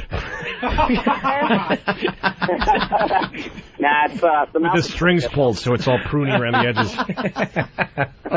I'm sorry, I didn't mean that, anyway, sir. guys, thanks. Thank you. Her twat must look like an upside-down baseball cap. It looks like... You know, to me, the interesting thing is because we know a lot of couples that have been through this time that are now doing well. Really? We know a lot of... I've met people that have said what this guy said. He's 5 kids deep. He's still fucking, so he must have worked it out. Does she make you laugh? I'm amazed to think that this could work out and turn out to be So there's a point down the line where supposedly this works out. Yeah, and they're a bit optimistic. Yeah, I mean, I know it's happened to other people. That means not at all that it's going to happen to me. You got to do a show on 202 just talking about marriage. Sure. You're dedicated, but it's out of, like, selfishness. Like, you're dedicated to this marriage, but it's out of selfishness because you enjoy the kids and... Well, it's my responsibility. I have to be there. I have to be there for the kids. I think the kids need me in their lives. I don't think the kids would do well just with her. So you're not... Well, that's kind of cool. Then it's not as selfish as it came off originally. Did it come off as selfish? No, I'm kidding. Well, Louis, no, maybe it is. I don't know. I might be very selfish. No. I am a selfish No, person. it just came off like the reason you're together is because you do enjoy the time with the kids and the wife when you're with the kids. Oh, right. But there are some people that stay together just based on the sanctity of marriage. Well, that's I'm not giving up on this. That can suck that my kind of mother's shit. bush all night. I don't give a shit about that. Sanctity of fuck you. We'll get a couple more of that. Chris and Philly, what's up? Hey, boys. Love you. Love the show. Yeah. I went through basically the same thing Louie's going through. You know, I was like, I just want to stay together just because I have a daughter. Then she became a real cunt. I was like, all right, we'll go to counseling. Maybe it'll work out. Went to one counseling session. And she's like, you're not into it. You're just playing around. You know, I was honestly trying to go. I was like, all right, I want to stay together because of my daughter. Now, she's like, we're done. And that was it. I was like, now she's being a cunt and trying to rape me for everything that I have. Were you playing around? No, not at all. I called her a couple times. I was going through my computer. And I said, let's see what she's been chatting about. Went back in the chat logs. Here she's talking to guys in Maryland. Maryland? Oh. Yeah. Well, you know what they say about guys in Maryland. Yeah. Pants come off and the crab cakes come out. Thanks, boys. Punching out. Hey, Lou, does your wife make you laugh? No. Disgusting. Does she make you laugh at all, your wife? Sometimes, yeah. Yeah, she's funny? Can be funny Good. sometimes. Important. All right, Jeff the trucker. Jeff, what's up? I don't fart in the studio, by the way. I've Never been married do. about a Never year, have. and man, I'm already miserable. I was a local truck driver for a while, and she just completely changed when we got married. Just ragging on my ass about everything. And Married 1 year, he's miserable already. Well, the thing is, you take two people and you put them in the same house, what the fuck are the odds that's going to work out? There's just no way. No, it's this simple. The person you're married to will always disappoint you because they're not you with a cunt. That's what I want her to be, is me with a cunt and no beard. That's it. I want to fuck myself. I want to make myself wet and fuck myself. That's all. Anything short of that is a drag. Your wife is a cunt. Your wife is a whore. You hate your wife. I'm already going back on the road as an over-the-road truck driver, so, fuck it. I just, hell, I can see more out here than I can at home anyway, and it's better looking anyway, so what the hell. Yeah. Okay. All right. Shh. It's Mrs. Jimmy. Hello? Here's another guy. He's only been married a year. Greg in D.C., what's up? Hey, boys. First-time caller, long-time listener. Love everybody there. Quack, quack. Yeah. Hey, everything everybody's saying is just so hitting home right now. I just had a kid 3 months ago. I've been married for a year. Fucking knocked her up again by accident. She just had an abortion. We both agreed on it. Attaboy. The thing is, under the wire. I've always talked to my ex-girlfriends no matter what. Grandfather claused your late-term abortion in there. Yeah. They fucking yanked the kid's arm out. There was a watch on it. Oh, fuck. You guys are cruel, but I don't know, man. Keep talking, man. This shit is fucking good therapy for me because I just want to fuck it all, but I love my little girl. What can I do, I got to stick it out. Yeah. No, and the thing to remember is that you have kids with a person, you're going to get it in a shitty thing. There's just no way out of it. Every marriage with kids is going to go to an awful place where you both want to leave. I don't think it's possible to not go there. Wow. I think anybody who tells you that they don't get there is lying to you. What's important? Communication. You got to communicate. Good one, Jim. Communication's key. What the fuck is it about this procreation thing? Because it says fucking the stakes get high when these little people are around. Why do people want to do it? Oh, why do people want to procreate? I don't get I got it. no answer for that. Why do people when they get when married? Me and my wife got pregnant, this is how it happened. All of our friends were having babies, and they all had to pay money to doctors and go through. Every single couple we knew went through we have been trying for a year and it hasn't worked. And now we have to do this, unplug her cunt tubes, whatever it is. And so my wife said, let's try to have a baby. And I didn't feel like having a debate. So I'm like, if you want to give it a try. Because I really believed in my mind, we'll try for a while. And then for right now, I can say yes and I can say no later. And I fucked her once with no condom on a decent day. And she got motherfucking pregnant. You must have been like, Jesus Christ. That's great, honey. Oh my God, I was like, you gotta be shitting me that fast. How long had you been married at that point? We had been married for 99 to a couple of years. Just a couple of years. Yeah. And then we had our daughter who, and immediately fell in love with her on site. Really? Totally changed my life. That the instant I saw, that happened for me. The instant I saw her, I was like, I know what this is. I'm not going to run from this. That's what everyone says. Some people run from it from the day it happens. They're like, no, I ain't fucking a fucking diaper, no. And you see fathers that fight it their whole lives and they play golf on weekends. I'm not that guy. I love kids. I love the smell of baby shit. I honestly do. I fucking love watching them. I found out shit about myself by having kids. I'm a patient person. I didn't think I was. Yeah. I thought I was a selfish, impatient, anxious faggot. But I can sit and watch a kid try to tie their shoes and not let me help them when we have to get somewhere, and I can take a breath and deal with it and go, okay, no, go ahead. Oh, wow, you can try. that is good. Look, I can make a call and we can go later. It's not the end of the world. Go ahead. Wow. I found out that I have skills I didn't have, so it's been the greatest thing. Wow. The second kid, it was born because I wanted to stop an argument. That really is. A person exists in the world because I just wanted her to shut the fuck up for a minute. There's a person with a birth certificate who will have a future and a job, maybe be the president, because I was like, all right, the fuck? It's a fucking mistake, and I'm on record take off your pants, I'll fuck you. That's what the point. How many times did that take? About instantaneously. Amazingly came out her ass while I was fucking her in the puss. You got super fucking. There was a kid and I was bumping my dick against her head before I was done. Fertile. Yeah. Hey, Alex in Utah's got something. Alex. Hey, guys, long-time listener, and I want to say that I've been married 10 years, got 2 kids, and me and my wife had a rough patch a few years ago. We went to a counselor, and this bitch of a counselor was just all over me, and then at the end of the counseling session, me and my wife were against the counselor, and we were calling her a bitch and everything else to her face. And then you got back together. The best thing for a couple is hating other people together. That's huge. Oh, absolutely. That counselor was such a bitch and a cunt that she needed to get her ass kicked. I was about ready to beat the hell out of her. And your wife felt the same way. You know what? We had the best sex that night. I mean, it's pure hate fucking, but you know what? It's the best shit in the world. That's great. There you go. Hate fucking. All right. Hate fucking is awesome. It's time for the line of the day. Brought to you by BowDogFight.com. For all that's happening in the world of mixed martial arts, check out BowDogFight.com. We got lots of runner-up lines of the day today. Ooh. Here's the first one. Yeah, but at least I can bottom out. Can you? How big's your dick? How big is my dick? Yeah. Well, you know, big enough to bottom out an 11-year-old girl. Corpse. There you go. Corpse. An 11-year-old corpse. This is horrid. Here's another runner-up line of the day. I've got 5 kids, been married about 18 years, and, you know, actually, I do have sex regularly. My wife and I went through some struggles, and it was painful. Her pussy must look like the hood of a sweat jacket.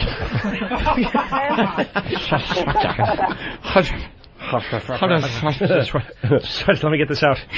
Hey, Mike in Virginia. Yeah. Hey, Louis. Yeah. You're speaking my language. I had my second kid faked orgasms for a year and a half, so I didn't have to pop it out, settle an argument, and spent $15,000 on IVF. How do you fake an orgasm? You're a guy. Well, you just... You kind of moan? What did you do? You pump a little harder. Piss in her cunt. So, you know, I got fucked, and I hate kids. See you. Okay. All right, thank you.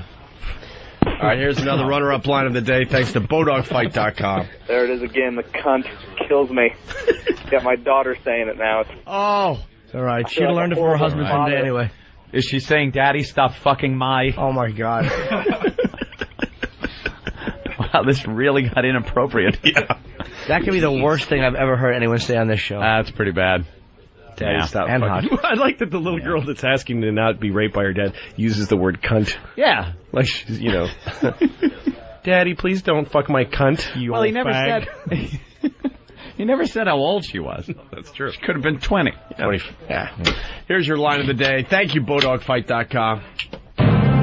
Here comes the line of the day, line of the day.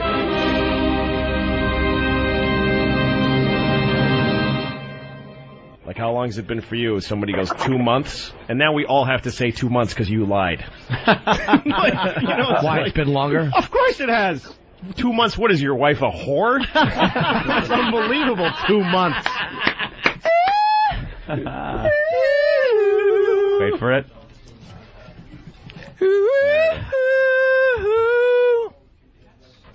Master Post singing. Yeah, that's Master Post singing When Doves Cry. We isolated his vocals from the music, and that was him doing Prince. By the way, is he the guy who does that on the Prince song? Yeah.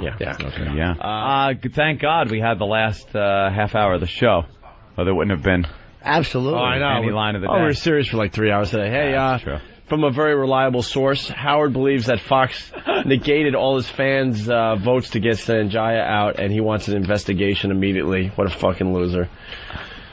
What happened? Did Sanjaya get voted off? He finally got kicked off, yeah. And Howard thinks there's fraud? Howard thought he had the power to make him the American Idol winner. So he thinks there's fraud. Yeah. While we're all talking about this shooting down there, of course he's worrying about himself there's again. Fraud, all right. Yeah. Who cares? Unbelievable. Let's get the plugs in. Louis, what do you got going on? Caroline's next weekend in New York City. Punchline this weekend in Atlanta, Georgia.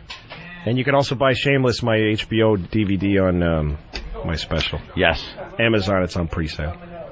Amazon. And I'll be, Jimmy. Tomorrow night I'm heading up to Massachusetts.